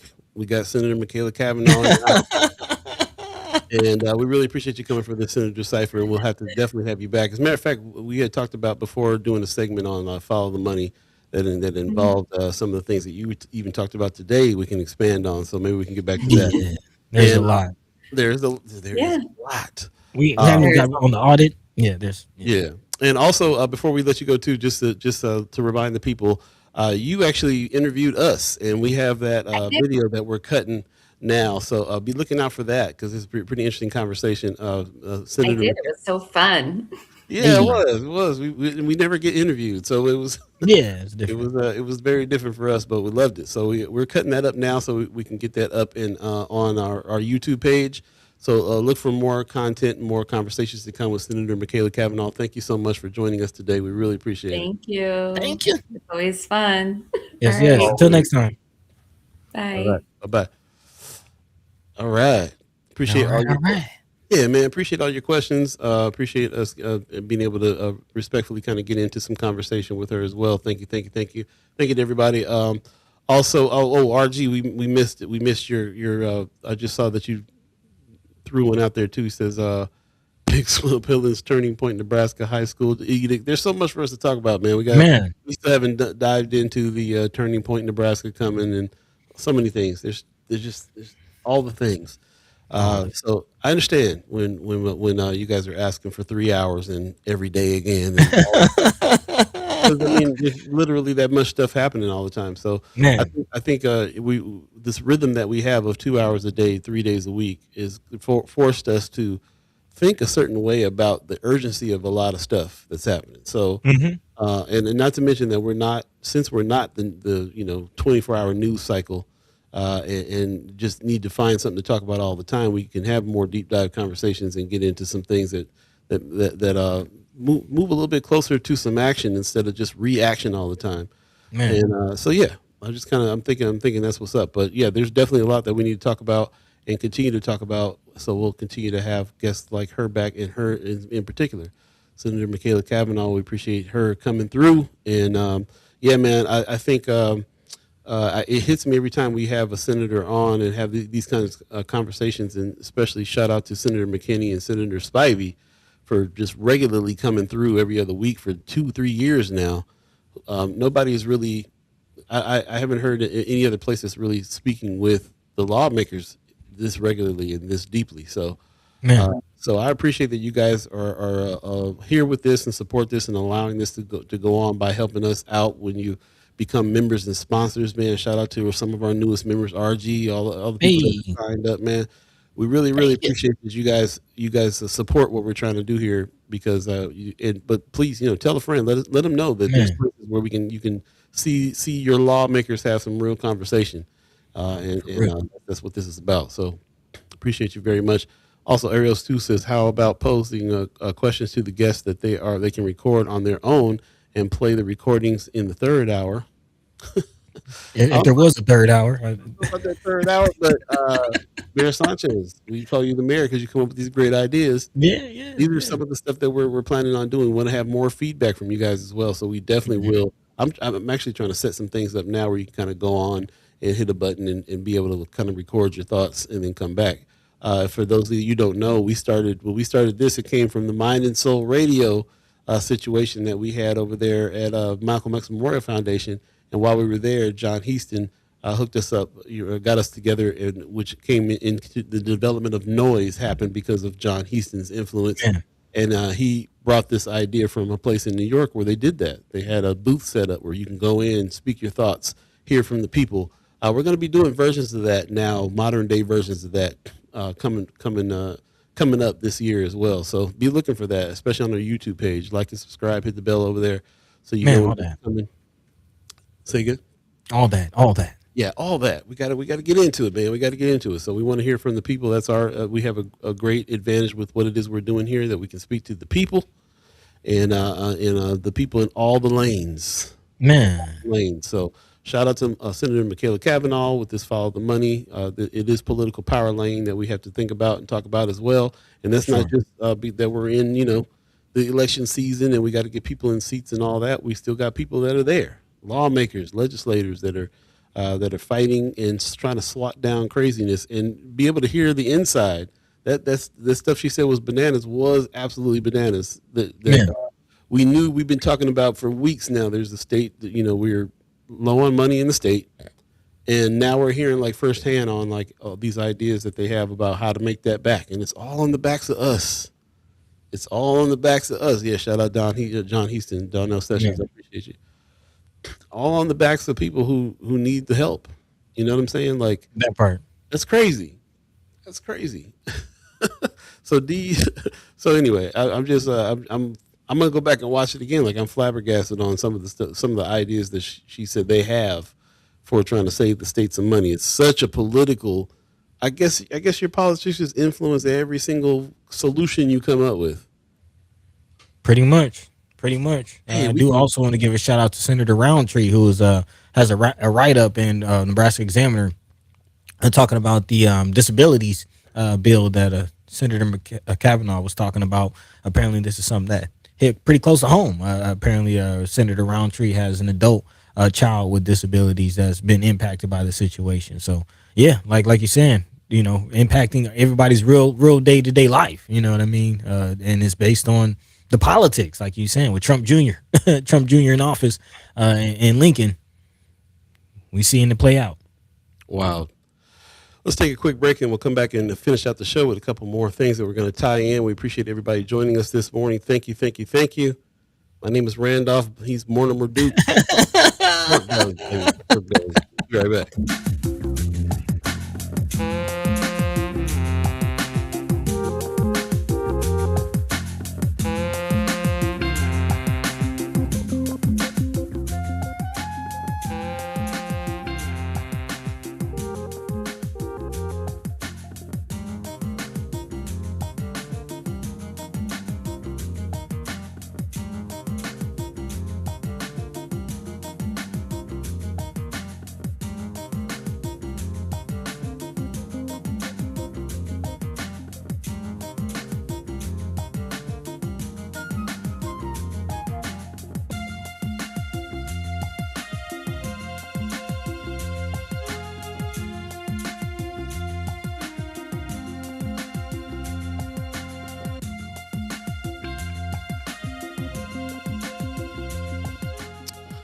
Welcome back. First Sky Omaha in the morning. In the morning. Paul B, buddy to God. Thanks for joining us on this Monday, President's Day. Shout out to the winners of the OEAA awards that happened last night. I saw I'm getting people, posting pictures. Everybody all dressed to the nines, doing the thing, having a good time, man. Appreciate everybody, all the people that won. Shout out to Jay Crumb. I'm glad he won for hip hop. Crabber and Gucci, one of my favorite DJs in the world, also won. So shout out, and also Just Black, man. I'm glad Just Black got an award for real. Some good nominees that happened last night. There was a lot of stuff that happened last night. As a matter of fact, if you are one of the winners or you happen to attend, let us know. Want to hear more about the show? Really appreciate that as well. Also, don't forget to check out the Green Book display that's happening over there at the Durham Museum. I think this is pretty awesome. They have some speakers and events that are going on around this. Definitely check them out. Go to the Durham Museum's website and see what's happening, but it'll be on display till May 3rd. So go to durhammuseum.org and check out what's going on there, man. Lots of good stories and a good display. And of course, they have people coming to speak. They have all kinds of speaker series that's happening over there. So they just had one pass. I just talked to Preston Love over there at the North Omaha Visitor Center. He talked about that he went there to talk a little bit about the Chitlin Circuit and some of the things that we were talking about as far as jazz is concerned. And he said, I only gave him a little bit of that. I kind of wanted to, I had some things to say. So he he spoke to some Republicans. He was like, Chitlin Circuit was cool, and Chitlin Circuit was cool and everything, and jazz is cool and everything. But what's going on in our country right now? He shifted gears and laid it on them, gave him a whooping. He said a little bit. So shout out to Preston Love, always doing the good work. And look and see who's coming up next for the visitor series or speakers in art series, that's happening over at Durham Museum and those dates as well. So shout out to them for that. Also, RG has given us this another screening situation here that we need to be fully for myself. I need to be way in advance. This is coming in March, but I need to put it on my calendar now. Yeah, man. 28th Annual Health Fair, Saturday, March 28th, 8 to 1. free screenings, resources for activities for all families. Anytime there's a free screening, we definitely need to take advantage of that for sure, because those medical bills be up there, they be high. And even if you have insurance, sometimes you don't want to burn it up on some things. So go ahead and take advantage of the free screening if you can. And I'm sure that there's enough resources there for everybody. So shout out to Black Family Health and Wellness Association, who's putting this together. This will be at Omaha North, 4410 North 36th Street. Free screening, resources, and activities for all families. At least go get your blood pressure and your vision and stuff checked out for real. I also like to have plant-based food tasting at this event. So yeah, check out the health fair, man. I like the thought that it's also what you put in your body that is affecting your health, not just you monitoring, all the harm that you're doing to your body. So shout out to them for that. Shout out to RG for letting us know about this as well. Also, the Step Up program from Omaha, the Empowerment Network is still happening. Applications are open until March 2nd. Highly encourage you to get your young one in so they can get paid to explore what they would like to do as a career. That's what this is all about. It's a 9-week program that starts in June. And if you have more questions, you can hit them up in the email info@stepupomaha.com. Shout out to Step Up. They've been doing good work trying to get like 1,000 kids in this time. I think they were around like 600 last year, or 600 or 700. So they're trying to get between 8 to 1,000 kids to explore what they can do here. This is something that we've seen firsthand, and highly, highly behind and highly encouraged. Because it's not just about the kids that are in the most trouble, and sometimes it's about kids who would be in trouble if they didn't have programs like the Step Up and other things to get involved with. So we always talk about having things in place for our kids and what they can get involved in, and this is something that's super positive. Put some money in their pocket and send them on a direction of where they might want to go for a career and all that good stuff. So shout out to Empowerment Network for the Step Up program. Everybody who's behind that. All the work that goes into that. Sign your kids up. Applications are open now. Definitely check it out. Planting seeds. Planting some seeds. Also, there's a Black Maternal Health Town Hall that's happening. It's actually happening today, February 16th, tonight at 7 p.m. You can register at the address you see there on your screen. Black Maternal Health Town Hall. Join the Black Caucus of Young Democrats, YDA. I don't know what is that Young Democrats? Yeah, probably. Yeah, association probably. For a policy talk with state senators, reproductive justice advocates and organizers working to lower the Black maternal mortality rate. Hey, speaking of seeds. This is something that is definitely an important topic right now, and I'm glad to see so many people chiming up on that. Shout out to Katie Whites as well, who is hosting some things over at Film Streams about Black maternal health. And shout out to IB Black Girl, who's like heading these things up. This town hall is an opportunity to learn what policies you can advocate for in your community to lower the Black maternal mortality rate. Too many of our Black mothers passing away at birth, in the process of birth. So shout out to Senator Spivey for putting this on. As you can see, there's going to be a few other panelists: Josh Billing, Men for Choice, and also Senator London Lamar. So shout out, man. Appreciate IB Black Girl for putting these things on for sure. Health is wealth. Health is wealth. You ain't lying. Also, the Union for Contemporary Art. This is coming up. Wine in the Wilderness by Alice Childress is happening. It's going to be starring a whole lot of our local celebs over there at the Union for Contemporary Art, the Shirley Tyree Theater. Get your theater on. It's opening up February 20th through March 8th.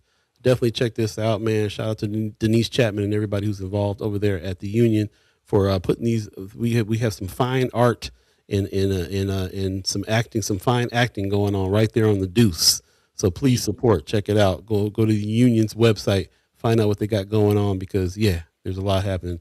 As a matter of fact, while you're there, check out this display as well. This is about hard lessons in light, a photographic exhibition about Omaha's Black female educators by Lisa Brown. This is running until April 11th. You got time to go check this one out. Shout out to Kimmer Snipes who brought this to our attention. Shout out to the Union for Contemporary Art for putting this display up. I'm definitely want to get down and check it out myself. I think this is one of the best subjects that you can put up.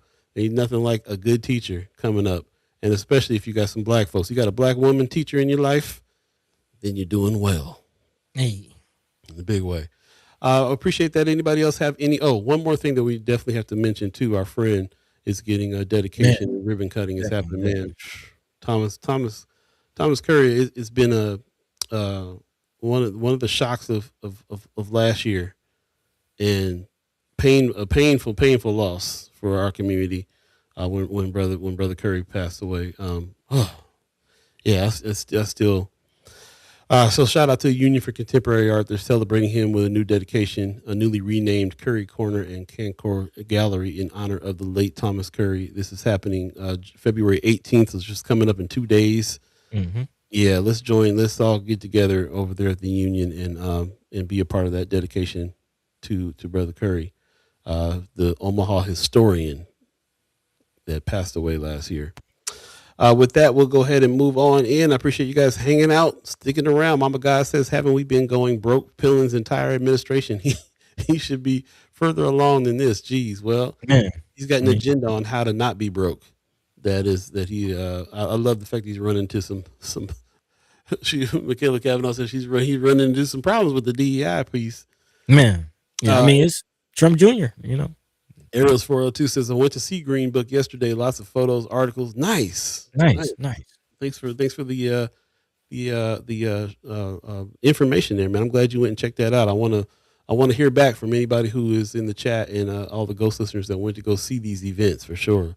Anybody go to OEAAs that's here today? I want to hear from you how that went. Yep. Donnell Sessions says, thanks for the info. Black maternal health. I learned so much having my baby 3 years ago. So much change needed. There you go. Straight from my mother. Yeah. Yeah. Appreciate you guys, man. 8:36 right now. If you believe in the concept of time, we're going to have a little bit of time left here in the show. So we want to jump back into the conversation. Buddy, see you chomping at the bit over there. What's on your mind? What you thinking? Yeah. Wrapping up the conversation today. Really a lot of the things that we talked about today, kind of falling into this last story, this last topic, this last word, really. And it's a word that we've used here on the show. And it's a word that you use often a lot, Paul. Propaganda. Propaganda. We're going to talk about propaganda a little bit in regards to, what we're seeing, of course, locally with the debate. I don't know if you call it a debate, but disagreement between the Omaha Police Department and Police Officers Association regarding the need for more officers, of course, the proliferation of ICE and cities like Minneapolis, Chicago, DC, Memphis, and then, of course, the national debate, that's causing the shutdown right now, partial shutdown, as far as whether or not to fund Department of Homeland Security, which ultimately will lead to, as you see on your screen, more of these activities, more guns, more body cameras, more busting in people's houses. Thank you. Extrajudiciously. More of the same. And at the heart of this is something that is near and dear to us as far as the communication surrounding all of it. And that essentially is what propaganda is. And this is actually referring to a book of the same title, Propaganda. One second. Let's see. Propaganda, how police and the media manipulate our news. And this is something that we've been talking about really, all season. And last season, we talk about a lot as far as how do we communicate not accepting the narrative. And again, this is something that you've mentioned several times. So before I dive into the author's definition and what he's getting into, I kind of want to pick your brain a little bit, Paul, about propaganda. I know you share some feelings about it. What does propaganda mean to you? Let's talk about it. Get a little loose here in the second hour. Yeah, let's definitely get a little loose here on that because it's something that once I gained the concept of and understood, there was no stopping it. As far as I was looking around me, and it was everywhere. They live. You took the glasses off, bro. Literally obey. Let me just give you an example. We all have gone down the rabbit hole at some point. Let me start with this. There's shows and things that you put on for comfort all the time. Something running in the background. I know a lot of women who like true crime. They just put the true crime on and just get and just rest up to it. I know a bunch of Trekkies that put on Next Generation and just let that roll, even just to hear the computer beeps and bloops from the show in the background running. Another one that we have all gone down the rabbit hole on is Law and Order. Law and Order has been running for probably 20 something years now. And it is one of those shows, and it goes on certain channels where you can just watch it over and over again, and you get it. Okay, well, Law and Order is one of the biggest propaganda shows that has ever existed. It is putting in your brain how they are saying law and order should go, how you should act, who is a criminal, who's not a criminal. You for 20 something years you've been looking at a show that says everything that the cops and lawyers are doing is right, and and not addressing and not being addressing anything that's actually really going down. There's a big disconnect between what we know sometimes and how we have to interact with law enforcement and what we see on TV, and that's just a part of it, bro. When little man was coming up and he was watching like the Paw Patrol, I watched a couple Paw Patrol episodes. And it was like, yo, so even at every little kid wanted to be a cop when it was coming up. It's an indoctrination about what it is, and this all started way back, man. This because I'm talking about the entertainment side of the propaganda. I'm not even talking about what the news does, what a bunch of documentary films does. I'm talking about from jump from what's the show back in the '60s? Just the Facts, man. Dragnet. From that show got created by the police department wanting to put out in the public an image of who they were and how things worked. Man, I'm thinking what Heat of the Night also. Well, Heat of the Night was from a movie that was bucking against that a little bit. That's actually a different situation. But Dragnet when Dragnet came through, Dragnet, they were actually riding with police officers. It was for that purpose. And when we talk about propaganda, first of all, propaganda is you using the media in order to push a certain ideology and idea. Just think about what they did back in the day with the Nazis, Hitler, and these movies of just masses of Hitler standing up in masses of soldiers down below, a show of force, and they put all this patriotic music behind it, and they have the beaming faces of the young Nazis, and it's all so that you can be coerced into buying into this stuff, and it's what it's all about, this propaganda. So because we're in media, it's very apparent to me what's media, what's propaganda. We live in an era now where you can turn on the news on Channel 7 and you're being fed propaganda. And this current administration, especially this current administration that comes from media, that comes from kayfabe, that comes from wrestling, that comes from reality TV that we all know is scripted, are absolutely trying to use these types of tactics. And it's not just a blatant political anymore, but it's permeated your media. It's permeated everything that you think, I often laugh with friends when we talk about like what we think we know because of movies and TV. I think I might be able to jump off a building, but that's only because I maybe saw Jackie Chan do it one time, and now I understand how it can happen. But that still don't mean I can do it. So it really is like what you think you know, and what you think you know for sure, and what you have been indoctrinated to know are two different things. So when you really recognize like what goes on, man, people are putting it in the chat right now. Chips, back in the day, bro, you couldn't tell me I wasn't gonna ride no motorcycle and ride around like Ponce and John. Come on, bro. Man, Hawaii 5-0, Miami Vice, 21 Jump Street. How cool were you if you were a cat that dressed like Phil and Michael Thomas and them and put on the suits and rolled around in drop tops like Miami Vice? Miami Vice is pure propaganda. They wanted their Vice department to look like the coolest cats on the runway. All of it is everything that you got out there. There's no NCIS also. Thank you, Marlon. These are the ones I'm talking about. Law and Order, NCIS. What do you think you know about forensics because of watching NCIS? Man, Dirty Harry. Yeah.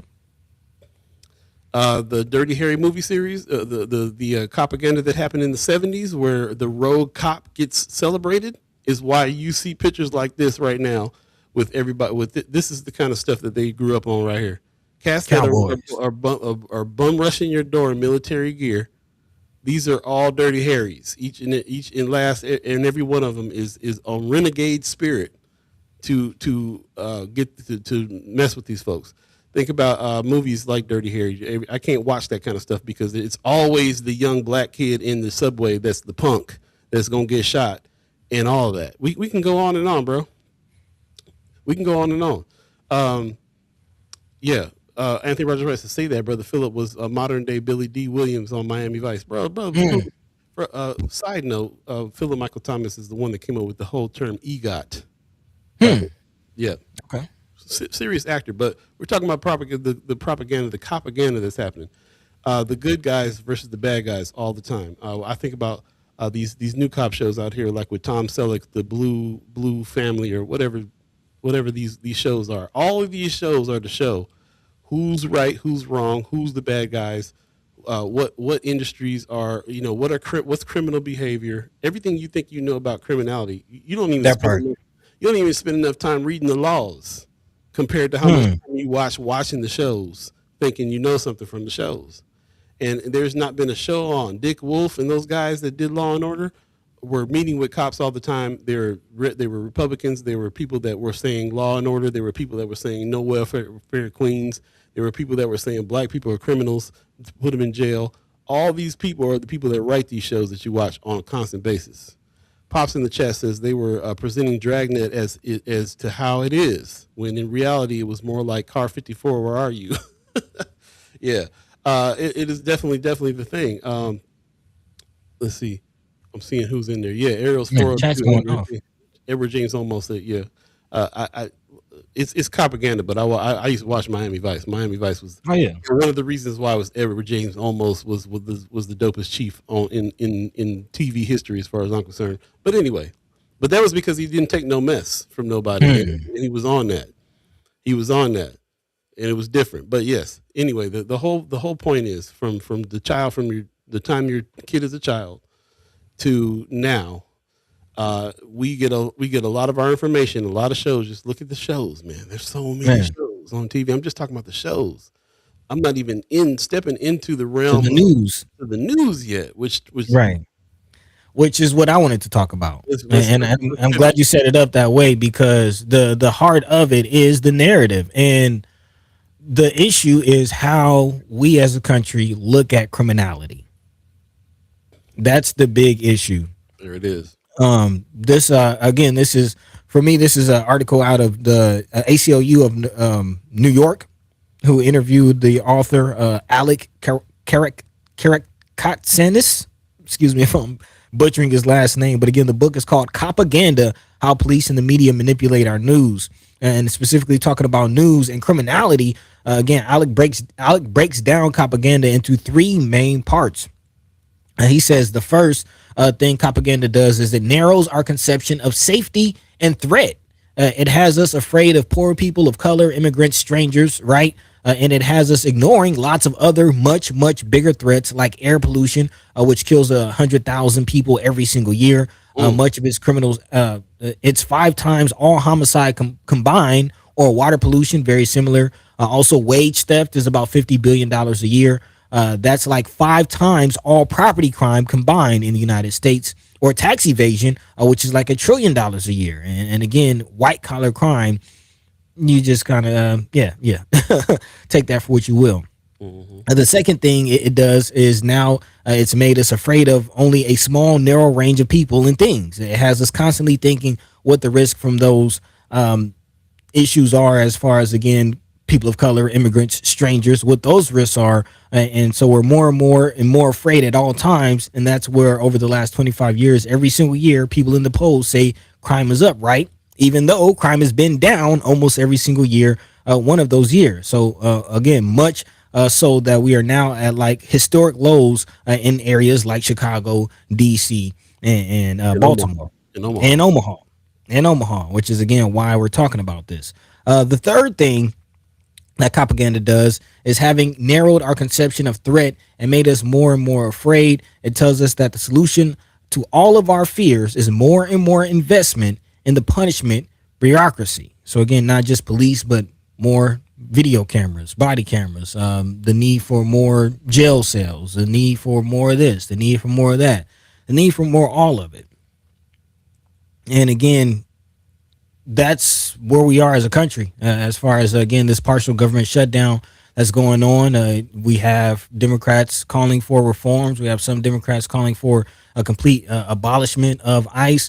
But again, it's not just ICE. This conversation is about policing in general in this nation, and where do we go and how do we respond? And this last couple of so minutes, I did want to kind of talk about that, dive into that, some things. Shout out to Paul Philman sharing a post from Minnesotans and how they're responding. And then also I want to give a shout out to Brother Kasim and what he's doing with the Urban Survival Club, hence the name Urban Survival, again, preparing our next generations. So Paul B, with all that in the last 10 minutes, what say you? Yeah, man. I think we're all on the same page here. We're talking about it. It's definitely want to go check this book out and see what he has to say on that. But yeah, I think that's the issue of Marlon. I think it was Marlon Harris. No, it was RG said a little earlier in the chat. Like with all this crime going down, what's the justification for continuing what's happening? We haven't talked about even half the stuff, bro. We haven't talked about Cop City. Man, we haven't talked about the militarization, the further militarization of the police, the contracts that the Army was selling them equipment, all the things that have escalated for what? And I think with the situation with ICE, especially, to me is the escalation is that, okay, crime is down. Let's we're gonna crack down on some other stuff. So we still need all this stuff and even more. We need to hire even more law enforcement to go further. And you just got to be like, for what? When you think about you're supposed to have some freedoms around here, what does that mean? What does that mean if everything is getting even more locked down, more policed, even though things, other items, other things have been working to ease it up? So it's just really interesting how this works. But I think to tie it in with this idea about propaganda, I think that we are, most of the people are influenced. We talked about this before. We talked about even in our community, sometimes we're like, oh, they're criminals, throw them under the jail. We don't care too much about it. Senator Jerome McKinney talks about this all the time. He's trying to work on police reform, prison reform, how people get treated in prison. If we can get more mental health people out for incidents instead of police and so on. And when he has these bills, hardly anybody from our community shows up for helping to push those things. And it has to do with all of our attitudes about that. Intrinsically, you have to really spend some time to kind of go into your own mind and figure out what it is that you think about a thing, and be honest with yourself about that. That's, to me, if I was going to really advance the conversation here on this show, second hour free form, that's what I would be talking about. How you brainwash yourself, where you have been brainwashed, and are you aware of yourself, self-aware of yourself enough to figure out and be honest about what it is that you think about a thing. Who are the criminals? We sometimes even our own community think the same people that these white folks think are criminals. Uh-oh. It got to happen. One, you got yeah. Once you get going, that part. Truth. That part. So yeah, that's them over there. Just let's let them know we here. Boop. Go off for a second. Come on back on. Yes, we know. So there it is. Pops in the chat says, yes, I had a girlfriend who was born and raised in China, and she said that because of TV and movies, Chinese people believed that black people were all criminals, pimps, and hoes. Mm-hmm. Anthony Rogers right. Remember how LA Confidential basically explained how Dragnet was formed by that cop played by Kevin Spacey. Yep. Remember that. It's all out there. Decolonize now. How do you think colonization can't happen without an army, without a force? Yeah, you said it, RG. There you go. Ariel's 402 said Lone Ranger. Tonto is a loyal companion. His name translated to Dumby. That's wild. Yeah, Lone Ranger. We can go on and on about those parts, but yeah, to me, that's what that's all about. So we have a specific situation here in Omaha. We have a new mayor. We're excited about this new mayor. We feel like we're happy about him being here. Everybody who I know that has reservations about him has to do with the fact that he was in law enforcement before. So was Tommy Warren, chief of staff, that's there now. Yeah. There's a picture floating around with them a young John Ewing and young Tommy Warren looking clean, looking fresh back in the day in their cop uniforms. That's what it is. We talk about this all the time. Is there a good one? Are there good cops or the bad cops? The system is what we're mainly talking about more than anything. Because of course individuals are making choices that they're making, but it's hard to be a part of an organization that is there to police you in a free country. Pretty tough. And of course it's not black and white. You know, we need some protection from a lot of things that goes down.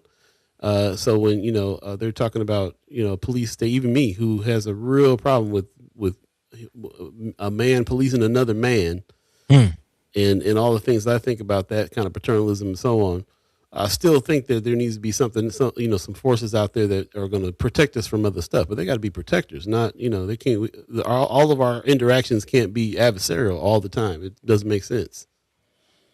Wanda Lewis says, maybe they should put new recruits on traffic duty first. Although the salary sounds tempting, concerns are that they might operate out of fear. Too many people are losing their lives due to hasty decisions. Police assume that they're reaching out for something. Suspects are running because of uncertainty and getting shot in the back. No-knock warrants resulting in death. Wanda Lewis, I totally agree. I think this is still happening now, but I also think this is a 2024-23 issue. They shooting people now, and these are people who ain't scared. These are people who are going out here doing stuff, especially with these ICE incidents. They're hiring Proud Boys. They're hiring people that have been training all their life to go out here and shoot folks. And it ain't even because they're scared no more. It's because they're out here just wanting to get rid of folks. Remember Trump said, "Stand back and stand by." They went into the woods and started training when he said that. Man, continued training. Anthony Rogers right. Colonization also can't happen without willing collaborators in the colonized population. See also community benefit agreements. Very true. Can't just have a force. You got to have people that decide that force is necessary, which is the reason why they put just as much time, money, and energy into propaganda so that you can believe that and support that mess. Arrows 402, I can only imagine the racial injustice those kings had to go to be here today. Go through to be here today. I hear you. I think this is something, this one of these things is going to open up. I'm really interested in the fact that we haven't in all these years really talked too much about propaganda. Yes, I've been saying it, but we never really broke down some of the stuff. And it's not even nothing I can do in 5 minutes. Like you already, see, I'm all over the place, like in Dragnet, in NCIS, and we can go on and on. Haven't even touched on G.I. Joe, the war movies, like yeah. I'm so not a military dude, and so not a war dude and a peaceful dude, and still grew up militarized because of all my favorite cartoons and stuff coming up. Look, bro, from jump, it was like making a conscious decision for me to decide that I was going to be about guns, because everything was a gun coming up. Everything was a mission, running around the house playing war games all the time. And like I said, every kid at some point thinks that, dressing up and being a cop and all that kind of stuff is part of it. So, all right, mama guys, appreciate you. Man, peace. Thanks for coming through. I appreciate you made me look down at it. We got 2 minutes left. Like I said, I can go on and on about this. It is what it is. But let's wrap it up. Yeah, it's definitely an ongoing conversation. And we will continue the conversation, especially as, things in Minnesota play out. Of course, there's the saying that they're going to be leaving, but as Anthony Rogers right, and I have to agree, the feeling that they're going to remain. Looking at what some of the things going on in Minneapolis, before we get out of here, I did want to shout out some of those activities, namely the constitutional observers that has been making waves throughout the Minnesota area. Again, organizers in the Twin Cities reported yesterday that the strategies for monitoring ICE are being adopted by groups nationwide. Speaking of solutions journalism, following the training of over 23,000 Minnesotans as constitutional observers, Minnesota-based organizations held a national session yesterday to prepare other cities for potential future deployments. I do believe Omaha has been, eyed on some lists I'm seeing on social media. I'm not quite sure what those lists are, but as far as activity, look out. Also, litigation, and legislation. There is a move in Minnesota to ban masks from federal agents. Again, while the federal drawdown dominates the headlines, state lawmakers quietly move to ensure the chaos of last month never happens again.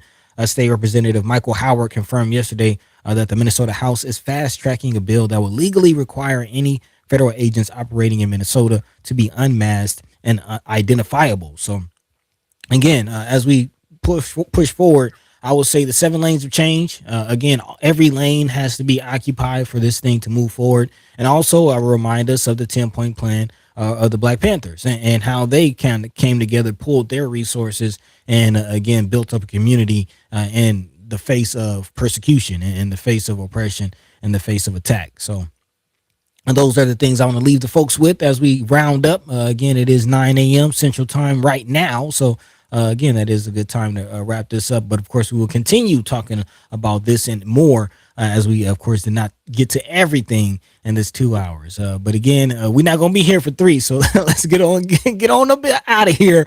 Again, we appreciate you. We love you. We thank you. Big shout outs to Senator Machaela Cavanaugh for taking the time, dropping a lot of gems on us. If you missed that, or even if you caught it, maybe go back and rewatch it. Maybe you'll pick up some new things, man, because a lot came from that conversation. But in the meantime, between time, just a few minutes. How you feeling, Paul? You want to wrap things up? What are your thoughts? Yeah, definitely want to do that. I appreciate everybody who jumped into the chat. Wanda Lewis is saying whatever happened to shooting out tires or shooting in the legs.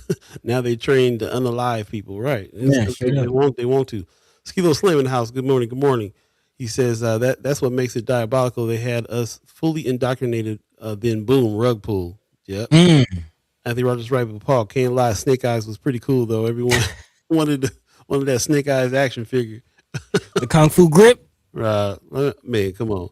Marlon Harrison says, let's not talk about how kid spy movies have allegedly connections to 9/11. Ooh. Wanda says, seems like the right to bear arms gives police the right to assume, and also it gives them qualified immunity. Can't forget that. And all these things again, Anthony Rogers Wright's point. All these things can't exist if we're not buying into them, if we're not voting for them, if we are cool with letting that happen. Qualified immunity exists because most of the country is fine with it, and that is because you watch Blue Bloods every week and you think it's cool.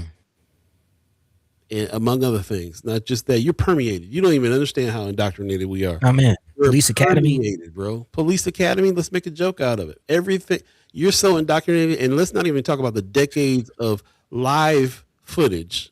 Cops, of the show called Cops. First 48.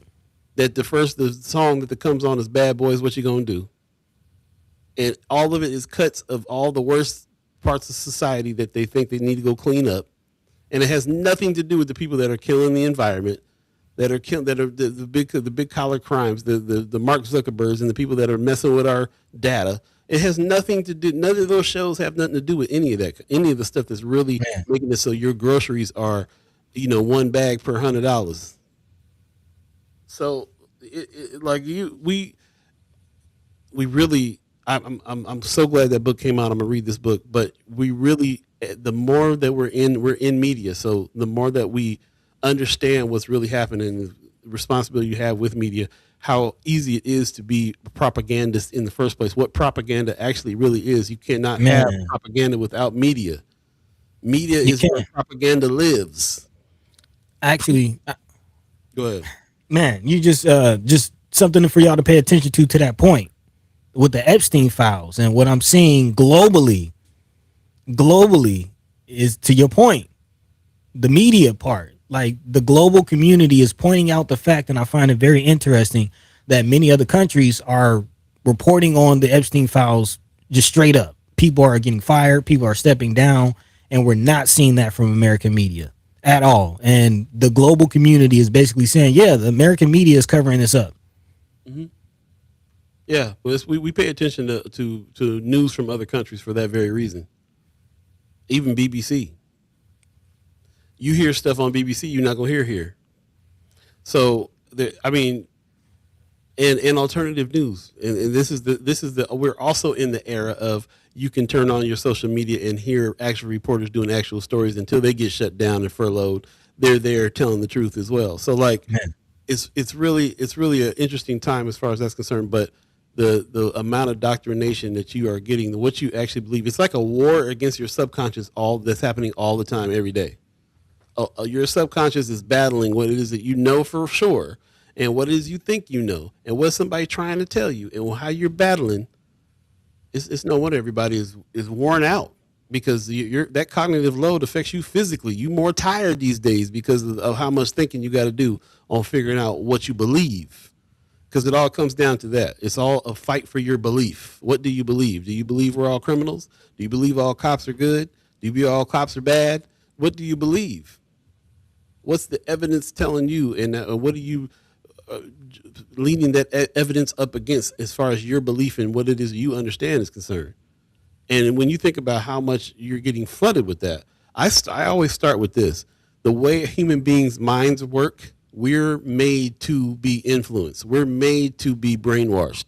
We're either going to be brainwashed by someone, or we're going to brainwash ourselves. And if you're a thinking person, and then you're battling that all the time. You're a thinking person, you're battling what it is that people are putting in your brain, and what it is that where your thoughts are, and then you're battling yourself. Where did I get those thoughts in the first place? Well, how was I indoctrinated first in the beginning that I'm juxtaposing these other ideas against? This is a constant battle. This is why writers write. This is why artists create. These are the ultimate questions that are happening in our heads all the time in order to understand what we got to understand. Because whatever it is you believe, your action comes right after that. How you act comes right after that. If you believe all black people are criminals and somebody's running up on you and you shoot them, it's because you believe that person was going to be a criminal. We all see this in big examples like that, but you don't understand like where them thoughts came from in the first place. All of your entertainment involves propaganda. All of your entertainment involves militarization. All of everything that you think is cool is associated. And now we have social media that we are ingesting the media from, that are controlled by broligarchs that are standing up next to this administration like they're all friends. And then we live in an era where now that you've looked at that, an algorithm is going to grab that information and send you more of it. Oh, yeah. Ram it down your throat. Wanda Lewis says, whatever happened to the good police officers that would give you a warning ticket or buy a homeless person a hamburger instead of wanting to take them to jail? Well, No, now they take you to jail for giving homeless people food. wow. Yeah, you can't give homeless people food anymore. Wanda Lewis, we're going to have a chance to ask the head man in charge. I almost said something else. Brother John Ewing is going to be here for the monthly meetup with the mayor on Friday. Hey. Yes. We're going to be hollering at him. We got a lot of questions from the top cop. I mean, he's in law enforcement, and now he is the mayor of Omaha, and he is the one that is going to shore up whether or not we have a more robust police force or less. He's also involved with Empowerment Network. We talked to earlier, I think Marlon Harrison said he went to a 360 meeting where the chief was saying that crime is down. Yes, he's involved with those 360 meetings and the Empowerment Network as well, and the position that he's in to work with other police forces. He's been on this show. He was on the show last month talking about his year of the neighbor situation, and he got this year of the neighbor situation kind of in direct opposition of what it is that ICE is doing. He kind of inferred that when we were talking to him last month.